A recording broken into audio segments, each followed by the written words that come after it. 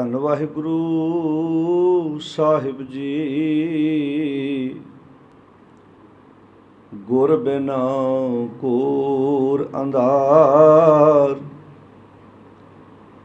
ਗੁਰੂ ਬਿਨਾ ਸਮਝ ਨ ਆਵੈ। ਗੁਰ ਬਿਨਾ ਸੁਰਤ ਨ ਸਿਧ, ਗੁਰੂ ਬਿਨਾ ਮੁਕਤ ਨ ਪਾਵੈ। ਗੁਰ ਕਰ ਸਚ ਵਿਚਾਰ, ਗੁਰੂ ਕਰ ਰੇ ਮਨ ਮੇਰੇ। ਗੁਰ ਕਰ ਸ਼ਬਦ ਸਪੁਨਾ, ਅਗਨ ਕਟੈ ਸਭ ਤੇਰੇ। ਗੁਰ ਨਾਇਣਾ ਬੈਣ ਗੁਰ ਗੁਰ ਕਰੋ, ਗੁਰੂ ਸਤ ਕਵ ਨਲ ਕਹੈ। ਜਿਨ ਗੁਰੂ ਨਾ ਦੇਖਿਓ, ਜਿਨਾ ਗੁਰੂ ਨਾ ਦੇਖਿਓ, ਨਹਿ ਕਿਓ। ਤੈ ਅਕਿਆਥ ਸੰਸਾਰ ਮੈਂ, ਇਕ ਓੰਕਾਰ ਸਤਿਨਾਮ ਕਰਤਾ ਪੁਰਖ। ਨਿਰਭਉ ਨਿਰਵੈਰ ਅਕਾਲ ਮੂਰਤ, ਅਜੂਨੀ ਸੈਭੰ ਗੁਰ ਪ੍ਰਸਾਦ। ਪ੍ਰਭਾਤੀ ਮਹੱਲਾ ਪਹਿਲਾ। ਅੰਮ੍ਰਿਤ ਨੀਰ ਗਿਆਨ ਮਨ ਮੱਜਨਾ, 68 ਤੀਰਥ ਸੰਗ ਗਹੇ। ਗੁਰ ਉਪਦੇਸ਼ ਜਵਾਹਰ ਮਾਨਕ, ਸੇਵੈ ਸਿੱਖ ਸੋ ਖੋਜ ਲਹੈ। ਗੁਰ ਸਮਾਨ ਤੀਰਥ ਨਹੀਂ ਕੋਇ, ਸਰ ਸੰਤੋਖ ਤਾਸ ਗੁਰ ਹੋਇ। ਗੁਰ ਸਮਾਨ ਤੀਰਥ ਨਹੀਂ ਕੋਇ, ਸਰ ਸੰਤੋਖ ਤਾਸ ਗੁਰ ਹੋਇ। ਰਹਾਉ ਗੁਰ ਦਰਿਆਉ, ਗੁਰ ਦਰਿਆਉ ਸਦਾ ਜਲ ਨਿਰਮਲ। ਮਿਲਿਆ ਦੁਰਮਤ ਮੈਲ ਹਰੈ, ਸਤਿਗੁਰ ਪਾਇਐ ਪੂਰਾ ਨਾਵਣਾ। ਪਸ਼ੂ ਪ੍ਰੇਤੋਂ ਦੇਵ ਕਰੈ, ਰਤਾ ਸਚ ਨਾਮ ਤਲ ਹੀਅਲ। ਸੋ ਗੁਰ ਪਰਮਲ ਕਹੀਐ,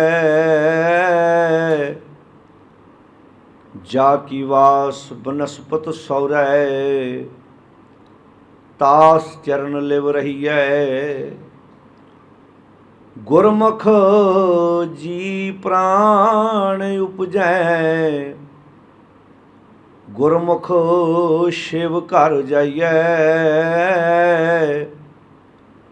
ਗੁਰਮੁਖ ਨਾਨਕ ਸੱਚ ਸਮਾਈਐ,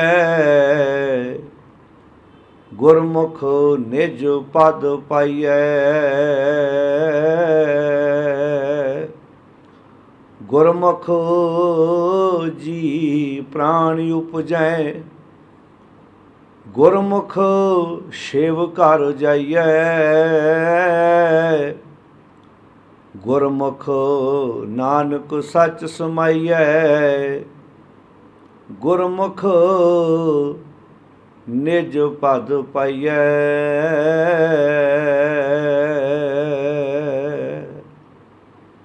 ਪਰਮ ਸਨਮਾਨਯੋਗ ਧੰਨ ਧੰਨ ਸ਼ਬਦ ਗੁਰੂ ਸ੍ਰੀ ਗੁਰੂ ਗ੍ਰੰਥ ਸਾਹਿਬ ਜੀ ਦੀ ਪਾਵਨ ਗੋਦ ਵਿੱਚ ਜੁੜ ਬੈਠੀ ਗੁਰੂ ਪਿਆਰੀ ਸਾਧ ਸੰਗਤ ਜੀਓ, ਸਤਿਗੁਰੂ ਜੀ ਦੀ ਗੋਦ ਵਿੱਚ ਬੈਠ ਕੇ ਆਪਾਂ ਬੜੇ ਪਿਆਰ ਨਾਲ ਸਤਿਕਾਰਯੋਗ ਭਾਈ ਸਾਹਿਬ ਹੁਣਾਂ ਦੇ ਜਥੇ ਪਾਸੋਂ ਸਤਿਗੁਰੂ ਦੀ ਪਾਵਨ ਬਾਣੀ ਦਾ ਕੀਰਤਨ ਸਰਵਣ ਕੀਤਾ ਹੈ। ਸਿੱਖ ਧਰਮ ਦੇ ਬਾਨੀ ਧੰਨ ਗੁਰੂ ਨਾਨਕ ਸਾਹਿਬ ਸੱਚੇ ਪਾਤਸ਼ਾਹ ਮਹਾਰਾਜ ਜੀ ਤਿੰਨਾਂ ਦੀ ਰਸਨਾ ਤੋਂ ਉਚਾਰਨ ਕੀਤਾ ਹੋਇਆ ਸ਼ਬਦ, ਜਿਸ ਦਾ ਪਾਠ ਆਪਾਂ ਬਹੁਤ ਟਿਕਾ ਨਾਲ ਬੈਠ ਕੇ ਸਰਵਣ ਕੀਤਾ। ਇਹ ਸ਼ਬਦ ਰਾਗ ਪ੍ਰਭਾਤੀ ਵਿੱਚ ਗੁਰੂ ਗ੍ਰੰਥ ਸਾਹਿਬ ਜੀ ਦੇ ਪਾਵਨ ਅੰਕ 1328 ਦੇ ਉੱਪਰ ਸੁਭਾਈਮਾਨ ਹੈ। ਜਿਹੜੇ ਸਰੋਤੇ ਰਾਤ ਦੇ ਦੀਵਾਨ ਵਿੱਚ ਹਾਜ਼ਰ ਸਨ, ਜਿਨ੍ਹਾਂ ਨੇ ਰਾਤ ਦਾ ਦੀਵਾਨ ਸੁਣਿਆ, ਉਹਨਾਂ ਨੂੰ ਪਤਾ ਹੈ ਰਾਤ ਆਪਾਂ ਸ਼ਬਦ ਦੀ ਵਿਚਾਰ ਕਰ ਰਹੇ ਸੀ, ਪਰ ਸਮਾਂ ਆਪਣੀ ਰਫ਼ਤਾਰ ਤੁਰਿਆ ਜਾਂਦਾ ਹੈ। ਕੁਝ ਸ਼ਬਦ ਐਸੇ ਹੁੰਦੇ ਨੇ ਜਿਹੜੇ ਵਿਚਾਰ ਵਧੇਰੇ ਮੰਗਦੇ ਨੇ, ਕਿਉਂਕਿ ਬਾਣੀ ਪੜ੍ਹਨੀ ਸਾਨੂੰ ਵਿਚਾਰ ਕੇ ਚਾਹੀਦੀ ਹੈ, ਕਿਉਂਕਿ ਪੜ੍ਹਿਆ ਨਾ ਹੀ ਭੇਦ ਬੁੱਝਿਆ ਪਾਵਣਾ। ਜਿੰਨੀ ਦੇਰ ਤੱਕ ਅਸੀਂ ਗੱਲ ਨੂੰ ਬੁੱਝਦੇ ਨਹੀਂ, ਉਦੋਂ ਤੱਕ ਸਾਨੂੰ ਸਮਝ ਨਹੀਂ ਆ ਸਕਦੀ। ਜਪਜੀ ਸਾਹਿਬ ਦਾ ਪਾਠ ਆਪਾਂ ਰੋਜ਼ਾਨਾ ਕਰਦੇ ਹਾਂ।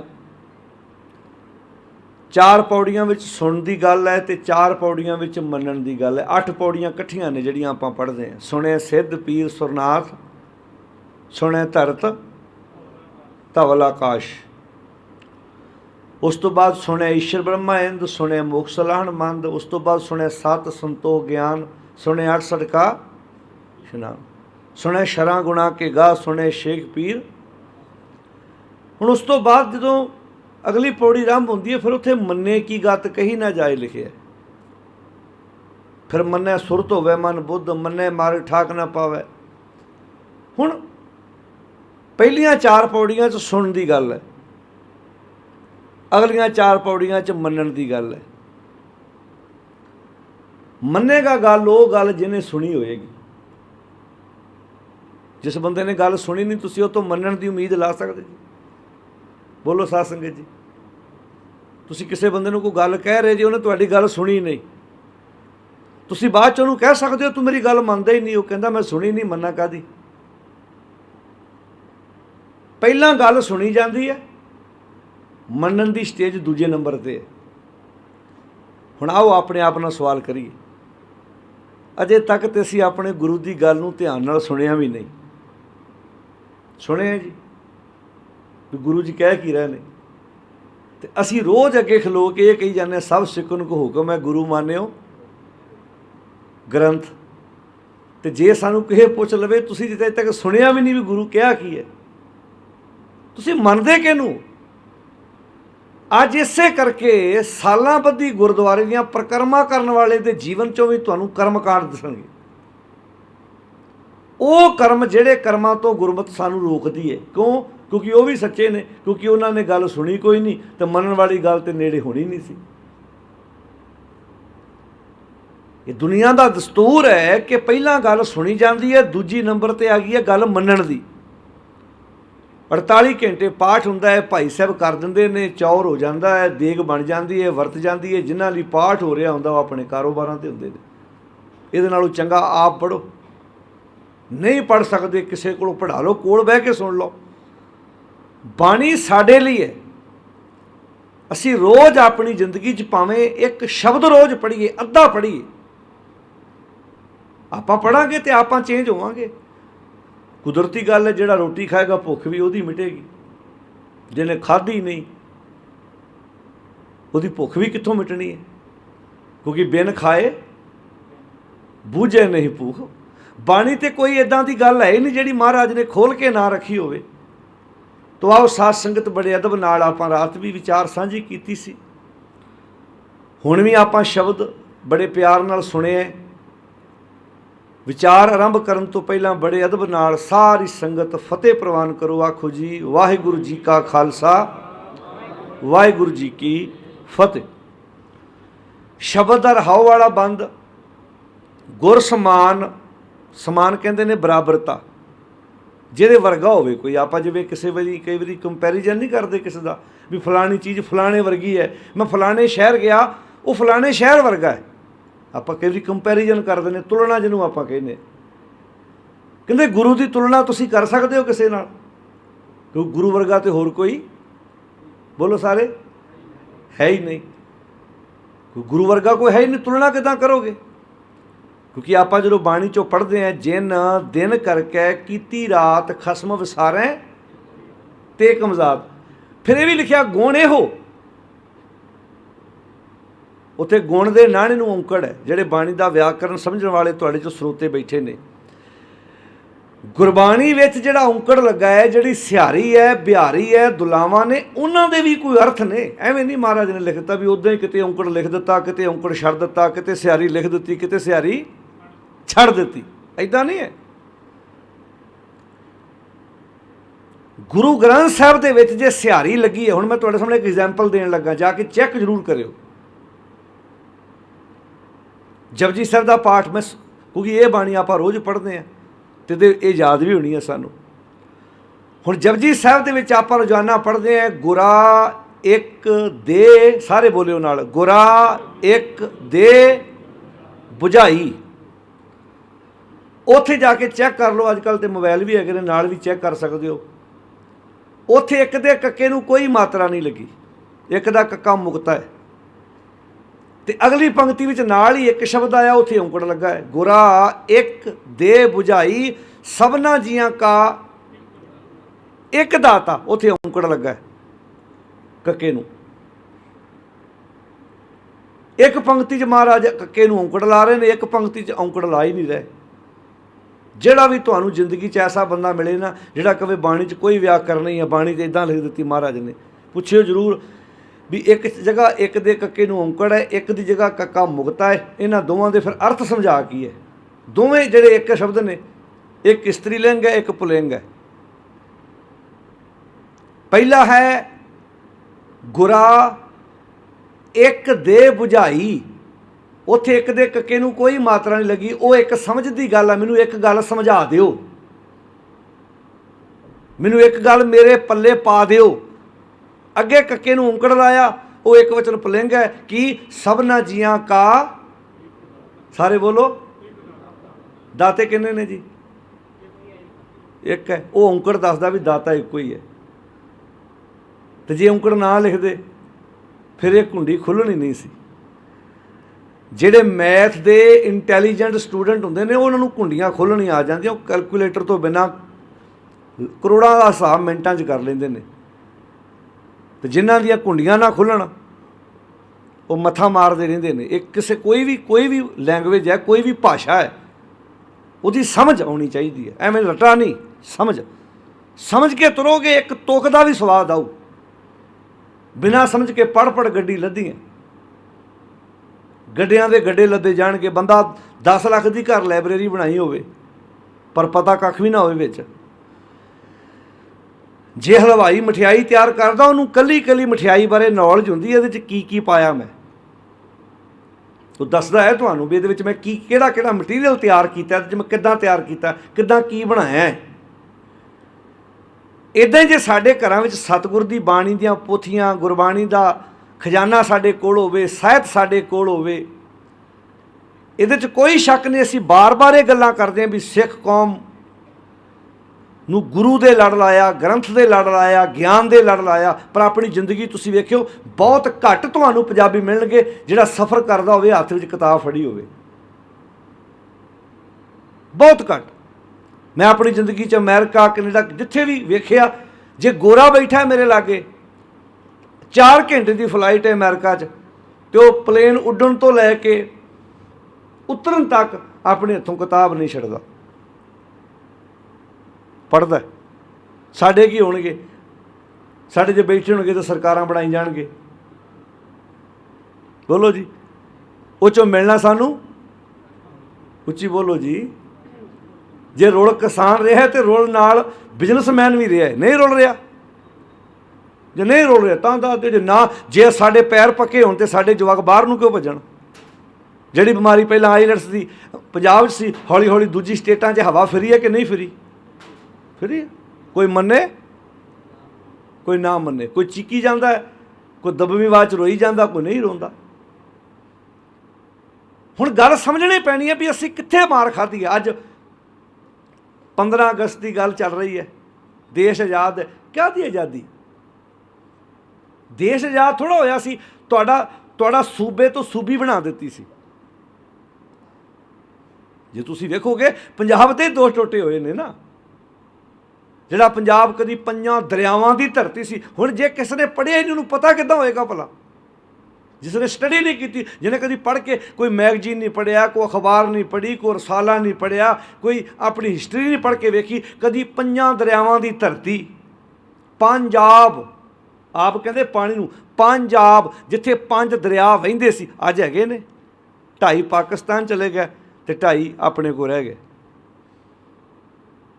तो अज भी जेडे कुछ उतों ही आए ने, कोई किसी स्टेट चला गया, कोई किसी स्टेट चला गया। अज भी जेडे पुरखे दसदे ने भी पुत्त मैं पाकिस्तान जदों बनिया, देश की वंड होई, असी कोई यूपी चला गया, कोई किसी स्टेट च आ गया, कोई किसी, पर धुर तो एक ही है ना अपना। आज़ादी च नुकसान किहदा होया? जे उधरों उठ के आया तां भी कतल करा के आया, जे कोई उधरों इधर उठ के गया तां भी अपना नुकसान करा के गया। देश आज़ाद है जी, देश आज़ाद है जी। काहदा आज़ाद है? अच्छा कराया किन्हां कोलों आज़ाद जी? बोलो किन्हां कोलों आज़ाद कराया? बोलो हुण जे बुलाया तो सुनना तो पैना ही है जी, अंग्रेज़ां कोलों। हुण जाना किन्हां कोल चाहुंदे आ? समझ आ रही है?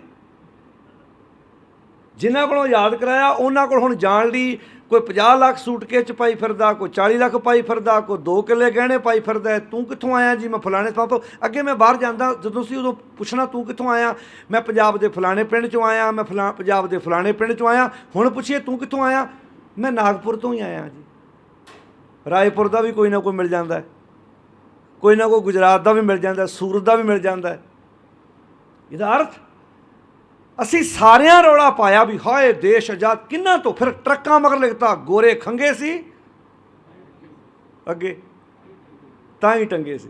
ते जे कोई गोरियां नूं इहदी लैन समझा देवे इहदे अर्थ ये ने, वो रहन देणगे सानूं अपने देश च? ओ बोलो भाई, असीं तो गड्डियां मगर लिखता गोरे खंगे सी तां ही टंगे सी। वो कहणगे जदों तुसीं सानूं टंग ही दित्ता हुण लैण की आए जे? हुण ये गल चुभणी बड़ी, जे मान लो वो ही रहिंदे हो सकदा अपना रुपया डॉलर हुंदा। वो बोलो भाई हो सकदा जे अगले उन्हां दा इन्नी कीमत है तो हो सकदा साडा भी तां हुंदा, पर ना। पर गल प्रॉब्लम कित्थे सी? सानूं अजे तक समझ ही नहीं आई साडा अपना कौन ते साडा बेगाना कौन। एक घल्लूघारे वापरे ने, 62 च वापरिया, 47 च वापरिया, 84 च वापरिया, हुण तक भी आ भी तो घल्लूघारा ही आ। किसान दी जुल्म हो रहा घल्लूघारा नहीं है। 400 तो वध लाशां जा चुकियां ने पंजाब, ये घल्लूघारा नहीं है? ये भी तो घल्लूघारा ही है। 2 रातां अपने घरों को बाहर रह के विखावे, 2 रातां बंदा पता कहता मैनूं नींद नहीं आई, कहता क्यों? कहता बैड चेंज हो गया। तुसीं वेखिआ ना कई किसी के रिश्तेदार दे जाण, वो रात उठ के तुरे फिरदे, कहंदे नींद क्यों नहीं आई? वो बिस्तरा चेंज हो गया जी, मेरा बैड चेंज हो गया, मैनूं अपने बैड तो बिना नींद। वो धन नहीं बजुर्ग जिहड़े ट्रालियां च, जिन्हें नवंबर कढ़िया, दसंबर कढ़िया, जनवरी फरवरी मार्च अप्रैल, आ हुण तुसीं मई जून की अत्त की गर्मी, सर्दी, बरसातां भी कढ़ लियां। कदी इत्थों चाननी चो पैंदी है, कदी इत्थों टेंट चोण लग पैंदा, कदी आ हो रहा है। ये तगड़ा कर रही है। जिन्ना इट नूं सेक लगदा उन्नी इट पक्की हुंदी है। अब्बल इट उही हुंदी है, जिन्नी सेक वध चलदी उन्नी पक जाती, फिर उसकी कीमत भी वध पैंदी है। जिहड़ी इट ने सेक ही नहीं चलिया, वो फिर पक्की भी कित्थों होनी है। इस अंदोलन ने एक बार दुनिया नूं अंदोलन करना सिखाता भी ऐ पीसफुली, ऐन ठंडे रह के भी सरकारां दीयां जड़ां खेड़ियां जा सकदियां ने। अज लीडरशिप घरों चों बाहर निकलण जोगी हैगी है? दस दो जे हैगी है। अज लीडरशिप नूं घरां च नहीं वाड़ता अगलियां ने। किसानां दी सरकार चल रही उत्थे, उस एरिए किसानां दी ट्रैफिक कंट्रोल सरकार किसान कर रहे हैं, ਲੰਗਰ ਵਰਤ ਰਹੇ ਨੇ। ਇੱਕ ਹਿੰਦੂ ਪੱਤਰਕਾਰ ਸੀ ਨਾ ਜਿਹਨੇ ਇੰਟਰਵਿਊ ਦਿੱਤੀ ਸੀ, ਉਹਦਾ ਮੈਨੂੰ 30 ਸਾਲ ਪੱਤਰਕਾਰੀ ਕਰਦਿਆਂ ਹੋ ਗਿਆ, 30 ਸਾਲ। 30 ਸਾਲਾਂ 'ਚ ਇਸ ਦੇਸ਼ ਵਿੱਚ ਸੈਂਕੜੇ ਅੰਦੋਲਨ ਹੋਏ, ਸਰਕਾਰ ਦੀ ਸੰਪਤੀ ਨੂੰ ਵੀ ਅੱਗ ਲੱਗੀ ਅਤੇ ਪ੍ਰਾਈਵੇਟ ਲੋਕਾਂ ਦੀਆਂ ਵੀ ਪ੍ਰੋਪਰਟੀਆਂ ਨੂੰ ਅੱਗ ਲਾਈ ਗਈ। ਕਹਿੰਦਾ ਕਿਸ ਮਿੱਟੀ ਦੇ ਬਣੇ ਨੇ ਦੇਵਤੇ ਲੋਕ, ਇੰਨੇ ਮਹੀਨੇ ਇਹਨਾਂ ਨੂੰ ਅੰਦੋਲਨ ਕਰਦਿਆਂ ਹੋ ਗਏ ਕਿ ਇਹਦਾ ਪੱਤਾ ਭਰ ਵੀ, ਇੱਕ ਨਾ ਮਾਤਰ ਵੀ ਕਿਸੇ ਦਾ ਨੁਕਸਾਨ ਨਹੀਂ ਇਹਨਾਂ ਦੇਵਤਿਆਂ ਨੇ ਕੀਤਾ। ਇਹ ਕੌਣ ਨੇ? ਇਹ ਉਗਰਵਾਦੀ ਨੇ ਜੀ, ਇਹ ਖਾਲਿਸਤਾਨੀ ਹੈ ਜੀ। ਅਤੇ ਉੱਥੋਂ ਦੇ ਜਾ ਕੇ ਲੋਕਲ ਲੋਕਾਂ ਨੂੰ ਪੁੱਛ ਕੇ ਵੇਖੋ, ਅਸੀਂ ਤਾਂ ਉੱਥੇ ਰਹਿੰਦੇ ਹਾਂ ਕਿਉਂਕਿ ਇਸ ਦੇ ਲਗਾਤਾਰ ਸਾਡਾ ਟੈਂਟ ਉੱਥੇ ਲੱਗਾ ਹੈ। ਗੁਰਮਤਿ ਗਿਆਨ ਮਿਸ਼ਨ ਕਾਲ ਦੇ ਸ਼ੁਰੂ ਤੋਂ ਸੇਵਾਵਾਂ ਉੱਥੇ ਨਾਲ ਨਿਭਾ ਰਹੇ ਹਾਂ। ਉੱਥੇ ਇਕੱਲੇ ਇਕੱਲੇ ਦੁਕਾਨਦਾਰ ਨੂੰ ਜਾ ਕੇ ਪੁੱਛਿਆ ਜਾਂਦਾ ਹੈ ਵੀ ਦੱਸੋ ਜੀ, ਜਿਹੜੇ ਕਿਸਾਨ ਇੱਥੇ ਬੈਠੇ ਨੇ ਤੁਹਾਡਾ ਕੋਈ ਨੁਕਸਾਨ ਤਾਂ ਨਹੀਂ ਕਰ ਰਹੇ? ਵੀ ਕਿਸੇ ਦੁਕਾਨਦਾਰ ਕੋਲੋਂ ਧੱਕੇ ਨਾਲ ਸਮਾਨ ਖੋਹ ਲਿਆਉਂਦੇ ਹੋਣ, ਉਹਦੇ ਪੈਸੇ ਨਾ ਦਿੰਦੇ ਹੋਣ, ਪਤਾ ਉਹਨਾਂ ਦਾ ਕੀ ਜਵਾਬ ਅੱਗਿਓ? ਕਹਿੰਦੇ ਜੀ 9 ਰੁਪਈਏ ਬਣਦੇ ਹੁਣ 10 ਤਾਂ ਦੇ ਜਾਂਦੇ, 8 ਨਹੀਂ ਦੇ ਕੇ ਜਾਂਦੇ। ਜੇ ਕਿਸੇ ਵਸਤੂ ਦੇ ਕਿੰਨੇ ਬਣਦੇ ਹੋਣ, 9 ਰੁਪਈਏ ਬਣਦੇ ਹੁਣ 10 ਤਾਂ ਦੇ ਜਾਂਦੇ ਆ, ਕੋਈ ਨਹੀਂ ਟੁੱਟਾ ਤੇ ਬਾਅਦ 'ਚ ਦੇ ਦੀ, 8 ਨਹੀਂ ਦੇ ਕੇ ਜਾਂਦੇ। ਕਿਉਂ? ਕਿਉਂਕਿ ਉਹ ਦੱਸਣਾ ਚਾਹੁੰਦੇ ਅਸੀਂ ਤੁਹਾਨੂੰ ਨੁਕਸਾਨ ਪਹੁੰਚਾਉਣ ਵਾਸਤੇ ਨਹੀਂ ਆਏ। ਇੰਨਾ ਲੰਬਾ ਅੰਦੋਲਨ ਚੱਲਣ ਦਾ ਕਾਰਨ ਹੀ ਇਹ ਸੀ ਕਿ ਲੋਕਲ ਪਬਲਿਕ ਨਾਲ ਹੈ, ਨਾਲ ਹੈ। ਅਤੇ ਸੱਚ ਹੈ, ਇਸ ਅੰਦੋਲਨ 'ਚੋਂ ਬੜਾ ਕੁਝ ਉੱਭਰ ਕੇ ਸਾਹਮਣੇ ਆਏਗਾ। ਜਿਹੜਾ RSS ਨੇ ਲੰਬਾ ਟਾਈਮ ਲਾਇਆ ਸੀ ਨਾ ਸਿੱਖਾਂ ਦਾ ਅਕਸ਼ ਵਿਗਾੜਨ ਲਈ ਵੀ, ਇਹ ਤੇ ਬੜੇ ਖਤਰਨਾਕ ਨੇ ਅਤੇ ਮਾੜੇ ਨੇ। ਇਸ ਅੰਦੋਲਨ ਨੇ RSS ਦੀਆਂ ਉਹ ਨੀਤੀਆਂ ਨੂੰ 50, 60, 100 ਸਾਲ ਧੱਕ ਕੇ ਪਿੱਛੇ ਕਰ ਦਿੱਤਾ। ਕਿੱਦਾਂ ਆਪਣੇ ਬੱਚਿਆਂ ਨੂੰ ਝੂਠ ਬੋਲਣਗੇ ਜੀ ਇਹ ਮਾੜੇ ਨੇ ਕਿਸਾਨ, ਕਿੱਦਾਂ ਬੋਲਣਗੇ ਜੀ ਇਹ ਪੱਗਾਂ ਵਾਲੇ ਖਤਰਨਾਕ ਬੰਦੇ ਨੇ। ਉਹ ਕਹਿੰਦੇ ਇਹ ਖਤਰਨਾਕ ਹੈ। ਦਵਾਈ ਦਾ ਲੰਗਰ ਇਹ ਲਾਉਣ, ਕੰਬਲਾਂ ਦੇ ਲੰਗਰ ਇਹ ਲਾਉਣ। ਡਾਕਟਰ ਸਵੈਮਾਨ ਸਿੰਘ ਵਰਗੇ ਲੋਕ ਤਲਵੇ ਚੜ੍ਹਦੇ ਨੇ ਅਮਰੀਕਾ ਵਰਗੀਆਂ ਕੰਟਰੀਆਂ ਜਾਣ ਲਈ, ਤਲਵੇ ਲਲਕੜੀਆਂ ਕੱਢਦੇ ਨੇ, ਨਕਲੀ ਵਿਆਹ ਕਰਾਉਂਦੇ ਨੇ ਆਪਣੇ ਪੁੱਤਾਂ ਧੀਆਂ ਦੇ। ਉਹ ਯੋਧਾ ਆਪਣੀ 5 ਸਾਲ ਦੀ ਧੀ, ਪਰਿਵਾਰ ਸਿਟੀਜ਼ਨ ਹੈ ਉੱਥੋਂ ਦਾ, ਅਤੇ ਅਮਰੀਕਾ ਦਾ ਡਾਕਟਰ ਹੈ। ਇੱਥੇ ਕਿਸੇ ਡਾਕਟਰ ਨੂੰ ਮਿਲਣਾ ਹੋਵੇ ਨਾ 10 ਵਜੇ, ਲੋਕ 7 ਵਜੇ ਪਰਚੀ ਕਟਾ ਕੇ ਉਡੀਕਦੇ ਨੇ। ਉਹ ਸਿਰ 'ਤੇ ਬੰਨ੍ਹ ਕੇ ਮੜਾਸਾ ਅਤੇ ਮਰੀਜ਼ਾਂ ਦੇ ਵਿੱਚ ਤੁਰਿਆ ਫਿਰਦਾ ਹੈ। ਕਦੀ ਗਟਰ ਸਾਫ਼ ਕਰਦਾ ਹੈ, ਕਦੀ ਝਾੜੂ ਲਾਉਂਦਾ ਹੈ। ਉਹ ਕਹਿੰਦਾ ਡਾਕਟਰ ਦਾ ਕੰਮ ਇਕੱਲਾ ਨਬਜ਼ ਫੜਨੀ ਨਹੀਂ ਹੁੰਦੀ, ਆਪਰੇਸ਼ਨ ਕਰਨਾ ਨਹੀਂ ਹੁੰਦਾ, ਅਸੀਂ ਹਰ ਇੱਕ ਕੰਮ ਖੁਦ ਕਰਕੇ ਵੇਖਣਾ ਹੈ। ਉਹਨੇ ਦੱਸ ਦਿੱਤਾ ਕਿ ਡਾਕਟਰੀ ਪੇਸ਼ਾ ਕੀ ਹੁੰਦਾ, ਅਤੇ ਮਜਬੂਰ ਕਰ ਦਿੱਤਾ ਡਾਕਟਰ ਸਵੈਮਾਨ ਸਿੰਘ ਨੇ ਇੱਥੋਂ ਦੇ ਲੋਕਲ ਲੋਕਾਂ ਨੂੰ ਵੀ। ਕੋਈ ਦਿੱਲੀ ਤੋਂ ਟੀਮ ਆ ਰਹੀ ਹੈ, ਕੋਈ ਚੰਡੀਗੜ੍ਹ ਤੋਂ ਟੀਮ ਆ ਰਹੀ ਹੈ, ਸ਼ਰਮ ਆ ਰਹੀ ਹੈ। ਉਹ ਅਮਰੀਕਾ ਵਰਗੀ ਕੰਟਰੀ ਤੋਂ ਆਣ ਕੇ ਡਾਕਟਰ ਇੱਥੇ ਝਾੜੂ ਪੋਚੇ ਲਾ ਰਿਹਾ ਅਤੇ ਅਸੀਂ ਆਪਣੀਆਂ ਡਾਕਟਰੀਆਂ ਚਮਕਾਈ ਫਿਰਦੇ ਹਾਂ। ਹੁੰਦਾ ਕੌਣ ਹੈ ਡਾਕਟਰ? ਦੱਸ ਦਿੱਤਾ ਕਿ ਡਾਕਟਰ ਇਹ ਦੁਨੀਆ ਦੇ ਵਿੱਚ ਸੇਵਾ ਕਰਨ ਵਾਲਾ ਹੁੰਦਾ ਹੈ, ਜਿਹੜਾ ਲੋਕਾਂ ਦੇ ਦਿਲਾਂ 'ਤੇ ਰਾਜ ਕਰੇ। ਬਹੁਤ ਬਿਮਾਰੀਆਂ ਗੱਲਾਂ ਬਾਤਾਂ ਨਾਲ ਵੀ ਠੀਕ ਕੀਤੀਆਂ ਜਾ ਸਕਦੀਆਂ, ਹਰ ਜਗ੍ਹਾ ਦਵਾਈ ਦੀ ਲੋੜ ਬੋਲੋ ਨਹੀਂ ਹੁੰਦੀ। ਤੋ ਸੱਚ ਹੈ। ਜਦੋਂ ਕੈਲੀਫੋਰਨੀਆ ਜਦੋਂ ਤੁਸੀਂ ਕਿਤੇ ਗਏ ਨਾ ਉੱਥੇ ਆਪਣਾ ਟਿਕਰੀ, ਉੱਧਰੋਂ ਨੇ ਪਿੰਡ ਵਸਾਤਾ ਕੈਲੀਫੋਰਨੀਆ ਪਿੰਡ। ਜਾਓ ਜ਼ਰੂਰ ਇੱਕ ਵਾਰ, ਜਿਹੜੇ ਨਹੀਂ ਗਏ ਅਜੇ ਤੱਕ ਜ਼ਰੂਰ ਜਾਓ, ਆਪਣੇ ਪਰਿਵਾਰ ਲੈ ਕੇ ਜਾਓ ਇੱਕ ਵਾਰ। ਰਹਿਣ ਵਾਲਾ ਨਿਊ ਜਰਸੀ ਦਾ ਡਾਕਟਰ ਸਵੈਮਾਨ ਦਾ ਇਲਾਕਾ ਉਹ ਹੈ, ਅਤੇ ਟਿਕਰੀ ਵਿੱਚ ਉਹਨੇ ਆਪਣਾ ਉੱਥੇ ਜਿਹੜਾ ਬੱਸ ਸਟੈਂਡ ਸੀ ਉਹਨੂੰ ਸਾਰਾ ਹੀ ਕੈਲੀਫੋਰਨੀਆ ਪਿੰਡ ਬਣਾਤਾ ਹੈ। ਇਲਾਜ ਕਰਦਾ ਹੈ, ਵਰਜਿਸ਼ ਕਰਾਉਂਦਾ ਹੈ, ਹਰ ਇੱਕ ਕੰਮ ਉਹਨੇ ਆਪਣੀ ਹੱਥੀਂ ਕੀਤਾ। ਉਹਨੇ ਮਜਬੂਰ ਕਰਤਾ ਕਿੰਨੇ ਡਾਕਟਰ ਭੈਣਾਂ, ਕਿੰਨੇ ਵੀਰ, ਕੋਈ ਚੰਡੀਗੜ੍ਹ ਤੋਂ ਆ ਰਹੇ ਹੈ, ਕੋਈ ਦਿੱਲੀ ਤੋਂ ਜਾਂਦੇ ਨੇ, ਉਹਨਾਂ 'ਚ ਹਿੰਦੂ ਵੀਰ ਵੀ ਹੈਗੇ ਨੇ। ਕਿਉਂਕਿ ਇਹ ਤਾਂ ਚਪੇੜ ਹੈ ਮੂੰਹ 'ਤੇ ਬਹੁਤ ਵੱਡੀ ਸਰਕਾਰਾਂ ਦੇ ਵੀ। ਤੁਸੀਂ ਇਹਨੂੰ ਵੰਡਣਾ ਚਾਹੁੰਦੇ ਸੀ ਵੀ ਇੱਥੇ ਇਕੱਲੇ ਸਿੱਖ ਬੈਠੇ ਨੇ, ਨਹੀਂ, ਇੱਥੇ ਕਿਸਾਨ ਬੈਠਾ ਹੈ, ਇੱਥੇ ਮਜ਼ਦੂਰ ਬੈਠਾ ਹੈ, ਅਤੇ ਕਿਸਾਨ ਹਰ ਕੋਈ ਹੈ, ਹਰ ਬੰਦਾ ਕਿਸਾਨ ਹੈ, ਹਰ ਇੱਕ ਬੰਦਾ ਕਿਸਾਨ ਹੈ। ਜਿਹੜਾ ਵੀ ਰੋਟੀ, ਜਿਹੜਾ ਕਹਿੰਦਾ ਨਾ ਇਸ ਅੰਦੋਲਨ ਨਾਲ ਮੇਰਾ ਕੋਈ ਸੰਬੰਧ ਨਹੀਂ, ਜਿਹੜਾ ਵੀ ਰੋਟੀ ਖਾਂਦਾ ਹੈ ਉਹਦਾ ਵੀ ਇਸ ਅੰਦੋਲਨ ਨਾਲ ਬੋਲੋ ਸਾਰੇ ਸੰਬੰਧ ਹੈ। ਅਤੇ ਹਰ ਜਗ੍ਹਾ ਤੋਂ ਹਾ ਦਾ ਨਾਰਾ ਵੱਜਿਆ, ਹਰ ਜਗ੍ਹਾ ਤੋਂ ਆਵਾਜ਼ ਬੁਲੰਦ ਹੋਈ ਹੈ, ਤਗੜੇ ਹੋਏ ਨੇ ਅਤੇ ਹੰਬੜਾ ਮਾਰ ਕੇ ਇਸ ਬੰਨੇ ਤੁਰੇ ਨੇ। ਤੋ ਖੈਰ, ਇਹ ਮੈਂ ਬੇਨਤੀ ਤਾਂ ਕਰਨੀ ਚਾਹੁੰਦਾ ਕਿ ਜੇ ਇੱਦਾਂ ਸਾਡੇ ਅੰਦਰ ਇੱਕ ਦੂਜੇ ਵੱਲ ਵੇਖ ਕੇ ਅਸੀਂ ਚੰਗੇ ਬੰਨੇ ਤਰਨਾ ਸਿੱਖ ਜਾਈਏ, ਅਤੇ ਇਹ ਆਨੰਦ ਹੈ, ਸੱਚ ਹੈ। ਜਦੋਂ ਡਾਕਟਰ ਸੁਲੈਮਾਨ ਸਿੰਘ ਦੇ ਕੋਲ ਬਹਿਦਾ ਨਾ, ਉਹ ਕਹਿੰਦੇ 5 ਸਾਲ ਦੀ ਮੇਰੀ ਬੇਟੀ ਹੈ, ਉਹ ਮੈਨੂੰ ਕਹੇਗੀ ਪਾਪਾ ਤੁਸੀਂ ਸਾਡੇ ਨਾਲੋਂ ਵੱਧ ਕਿਸਾਨਾਂ ਨਾਲ ਪਿਆਰ ਕਰਦੇ ਹੋ। ਇਹ ਕਿੰਨਾ ਔਖਾ ਹੁੰਦਾ ਇੱਕ ਬਾਪ ਵਾਸਤੇ ਆਪਣੀ ਧੀ ਨੂੰ ਇਹਦਾ ਜਵਾਬ ਦੇਣਾ। ਇੱਥੇ ਬੰਦਾ ਸਵੇਰੇ ਜਾਵੇ ਨਾ 10 ਮਿੰਟ ਬੱਚਾ ਘਰ ਲੇਟ ਹੋ ਜਾਏ ਤੇ ਕਿੱਦਾਂ ਪੁੱਛਦੇ ਨੇ ਜੀ ਤੁਸੀਂ ਲੇਟ ਹੋ ਗਏ ਜੀ, ਆਏ ਨਹੀਂ ਜੀ। ਤੇ ਉਸ ਵੀਰ ਦਾ ਪ੍ਰਾਣ ਹੈ, ਕਮਿਟਮੈਂਟ ਹੈ ਆਪਣੇ ਆਪ ਨਾਲ। ਜਦੋਂ ਤੱਕ ਇਹ ਕਾਲੇ ਕਾਨੂੰਨ ਰੱਦ ਨਹੀਂ ਹੋ ਜਾਂਦੇ ਉਦੋਂ ਤੱਕ ਮੈਂ ਵਾਪਸ ਅਮਰੀਕਾ, ਉੱਚੀ ਬੋਲੋ,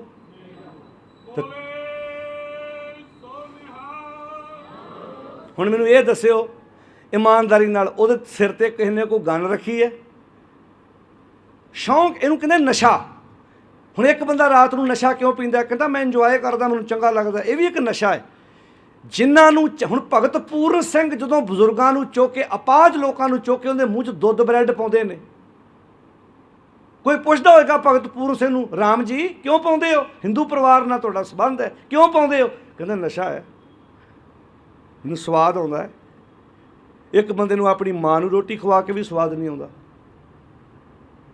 ਇੱਕ ਆਪਣੀ ਮਾਂ ਨੂੰ ਗੁੱਤੋਂ ਫੜ ਕੇ ਵੀ ਘਰੋਂ ਬਾਹਰ ਕੱਢ ਰਹੀ ਹੈ ਤੇ ਕੱਢ ਰਿਹਾ, ਨਹੀਂ ਕੱਢ ਰਿਹਾ ਤਾਂ ਦੱਸ ਦਿਓ। ਬਿਰਧ ਆਸ਼ਰਮ ਤੇ ਦੇਣ ਹੀ ਸਾਡੇ ਵੱਡੇ ਲੋਕਾਂ ਦੀ ਹੈ, ਸਟੇਟਸ ਬਣ ਗਿਆ ਜੀ। ਕੋਈ ਗੱਲ ਨਹੀਂ, ਉੱਥੇ ਖਾਣਾ ਵਧੀਆ ਮਿਲਦਾ ਜੀ, ਫਰੂਟ ਕੱਟਿਆ ਮਿਲਦਾ ਜੀ।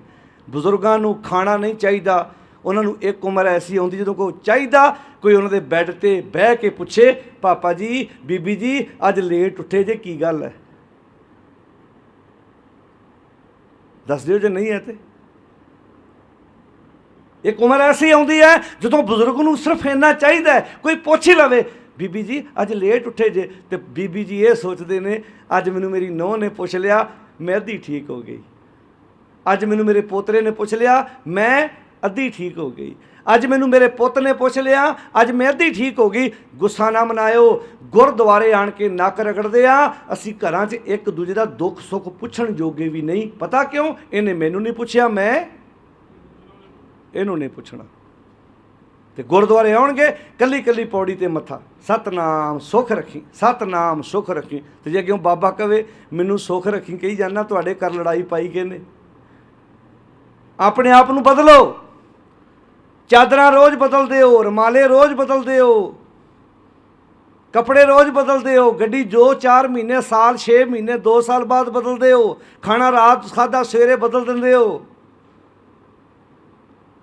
ਆਪਣੇ ਆਪ ਨੂੰ ਬਦਲੋ ਜੇ ਸੁਖੀ ਹੋਣਾ ਚਾਹੁੰਦੇ ਹੋ। ਤੇ ਕਿਸੇ ਨੇ ਸਾਨੂੰ ਦੁਖੀ ਨਹੀਂ ਕੀਤਾ, ਇਹ ਭੁਲੇਖਾ ਹੈ, ਵਹਿਮ ਹੈ। ਹਾਏ ਸਾਡੇ ਘਰ ਨੂੰ ਪਤਾ ਨਹੀਂ ਕੀ ਹੋ ਗਿਆ, ਹਾਏ ਸਾਡੇ ਘਰ ਨੂੰ ਕਿਹਦੀ ਨਜ਼ਰ ਲੱਗ ਗਈ। ਨਾ ਨਾ ਨਾ, ਇਹ ਬਿਮਾਰੀਆਂ, ਇਹ ਨਜ਼ਰ ਵਾਲਾ, ਇਹ ਇੱਥੇ ਹੀ ਮਾਪਦੰਡ ਕਿਉਂ ਹੈ ਜੀ? ਬਾਹਰ ਕਿਉਂ ਨਹੀਂ ਹੈਗਾ? ਨਾਲੇ ਵੇਖਿਓ ਤੁਸੀਂ ਹਮੇਸ਼ਾ ਹੀ ਮਾੜੀਆਂ ਗੱਡੀਆਂ ਨੂੰ ਨਜ਼ਰ ਲੱਗਦੀ ਹੈ। ਆਟੋ ਹਿਸਾਬ ਜੇ ਨਾ ਗੱਡੀ 1.5-2 ਲੱਖ ਦੀ, ਉਹਦੇ 'ਤੇ ਇੱਦਾਂ ਨਿੰਬੂ ਮਿਰਚਾਂ ਟੰਗੀਆਂ ਹੁੰਦੀਆਂ। ਕਦੀ BM ਦੇ ਉੱਤੇ ਨਿੰਬੂ ਮਿਰਚਾਂ ਟੰਗੀਆਂ ਵੇਖੀਆਂ? ਆਡੀ 'ਤੇ, ਮਰਸਡੀ 'ਤੇ? ਬੋਲੋ ਜੀ। ਫਿਰ ਉਹ ਲੱਗਣੀ ਤਾਂ ਸਗੋਂ ਉਹਨੂੰ ਚਾਹੀਦੀ ਹੈ। ਇੱਥੇ ਐਂ ਗੱਡੀ ਹਿਲਦੀ ਜਾਂਦੀ ਹੈ, ਪੱਚ ਲੱਗੇ ਹੋਏ ਨੇ, ਉੱਤੇ ਲਿਖਿਆ ਬੁਰੀ ਨਜ਼ਰ ਵਾਲੇ ਤੇਰਾ ਮੂੰਹ ਕਾਲਾ। ਉਹ ਆ ਜਿਹੜੇ 2 ਨਿੰਬੂ ਟੰਗੇ ਨੇ, ਇਹਨੂੰ ਨਿਚੋੜ ਕੇ ਪੀ ਲਾ, ਵਿਟਾਮਿਨ C ਮਿਲ ਜੂ ਤੈਨੂੰ। ਆੜੀਆਂ 2 ਮਿਰਚਾਂ ਟੰਗੀ ਫਿਰਦਾ, ਤੜਕਾ ਲਾ ਕੇ ਖਾ ਲਾ, ਕੋਈ ਤੱਤ ਚਲ ਜੂ। ਉਹ ਸੁੱਕੀਆਂ ਹੀ ਇੱਦਾਂ ਟੰਗੀਆਂ ਸੜ ਜਾਂਦੀਆਂ ਤੇ ਜਾਨ ਨੂੰ ਰੋਂਦੀਆਂ ਹੋਣੀਆਂ ਨੇ ਵੀ ਬੂਟੇ ਨਾਲ ਹੀ ਲੱਗੀਆਂ ਰਹਿਣ ਦਿੰਦਾ, ਸਾਨੂੰ ਤੋੜ ਕੇ ਟੰਗ ਲਿਆਈ। ਅਸੀਂ ਇਸ ਕਰਕੇ ਨਹੀਂ ਸੀ ਦਰਖਤ ਪੌਦੇ ਨਾਲ ਲੱਗੀਆਂ, ਇਸ ਕਰਕੇ ਬੂਟੇ ਨਾਲ ਨਹੀਂ ਸੀ ਲੱਗੀਆਂ ਕਿ ਤੂੰ ਧਾਗੇ 'ਚ ਪਰੋ ਕੇ ਸਾਨੂੰ ਆਪਣੀ ਦੁਕਾਨ ਅੱਗੇ ਇੱਦਾਂ ਟੰਗ ਦੇਵੇਂ। ਟੰਗੀਆਂ ਨੇ। ਪੈਂਚਰ ਲਾਉਣ ਵਾਲਾ ਵੀ ਟੰਗ ਕੇ ਬੈਠਾ ਹੈ, ਸਬਜ਼ੀ ਵੇਚਣ ਵਾਲਾ ਵੀ ਟੰਗ ਕੇ ਬੈਠਾ ਹੈ। ਅਸਲ 'ਚ ਅਸੀਂ ਮਾਨਸਿਕ ਰੋਗੀ ਹਾਂ। ਅਸੀਂ ਆਪ ਕਲੀਅਰ ਨਹੀਂ ਹੈਗੇ ਅੰਦਰੋਂ। ਅਸੀਂ ਆਪੇ ਨਿਆਣਾ ਤਿਆਰ ਕਰ ਲੈਂਦੇ ਹਾਂ ਅਤੇ ਆਪੇ ਮਾੜਾ ਜਿਹਾ ਕਚਰਾ ਜਿਹਾ ਕੱਢ ਕੇ ਧੌਣ 'ਤੇ ਲਾ ਦਿੰਦੇ, ਹਾਏ ਇਹਨੂੰ ਨਜ਼ਰ ਨਾ ਲੱਗ ਜਾਏ। ਵੀ ਇਹਨੂੰ ਤਿਆਰ ਹੀ ਕਿਉਂ ਕੀਤਾ ਜੇ ਨਜ਼ਰ ਲੱਗਣ ਦਾ ਡਰ ਸੀ? ਲਿਬੜਿਆ ਰਹਿਣ ਦਿਓ ਇਹਨੂੰ। ਅੱਛਾ, ਨਜ਼ਰ ਵੀ ਇੱਕ ਉਮਰ ਨੂੰ ਹੀ ਲੱਗਦੀ ਹੈ ਨਾ। ਬੱਚਾ ਤਾਂ ਬੱਚਾ ਹੀ ਹੁੰਦਾ ਨਾ। ਹੁਣ ਬੱਚਾ ਤਿਆਰ ਕੀਤਾ, ਸੋਹਣਾ ਤਿਆਰ ਕੀਤਾ, ਫਿਰ ਕਹਿੰਗੇ ਹਾਏ ਕਿੰਨਾ ਸੋਹਣਾ ਲੱਗਦਾ, ਫਿਰ ਮਾੜਾ ਜਿਹਾ ਕਜਲਾ ਲਾ ਦੇਣਗੇ। ਅਤੇ ਹੁਣ ਜੇ ਮਾਂ ਲਾਗੇ 90 ਸਾਲ ਦੀ ਬੈਠੀ ਹੈ ਅਤੇ ਪੁੱਤ ਲਾਗੇ 60-65 ਸਾਲ ਦਾ ਬੈਠਾ ਹੈਗਾ ਅਤੇ ਉਹਦਾ ਵੀ ਪੁੱਤ ਹੈ, ਅੱਜ ਨਜ਼ਰ ਲੱਗਦੀ ਕਿਸੇ ਬਜ਼ੁਰਗ ਦੇ ਕਾਲਾ ਕਜਲਾ ਲਾਇਆ? ਕਹਿੰਦੇ ਹੁਣ ਇਹਦੇ ਵੱਲ ਵੇਖਣ ਨੂੰ। ਉੱਚੀ ਬੋਲੋ। ਹੁਣ ਇਹਨੂੰ ਨਜ਼ਰ ਕਿਹਦੀ ਲੱਗਣੀ ਹੈ?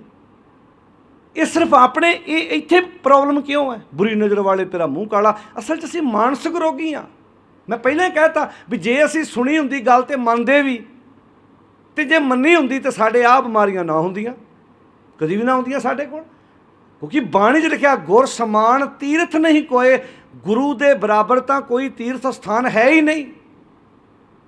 ਜਿੱਥੇ ਅਸੀਂ ਇਸ਼ਨਾਨ ਕਰਨਾ, ਜਿੱਥੇ ਸਾਡੇ ਮਨ ਨੇ ਚੁੱਭੀਆਂ ਲਾਉਣੀਆਂ ਨੇ, ਆਪਾਂ ਹੁਣ ਇਸ਼ਨਾਨ ਕਰ ਰਹੇ ਹਾਂ।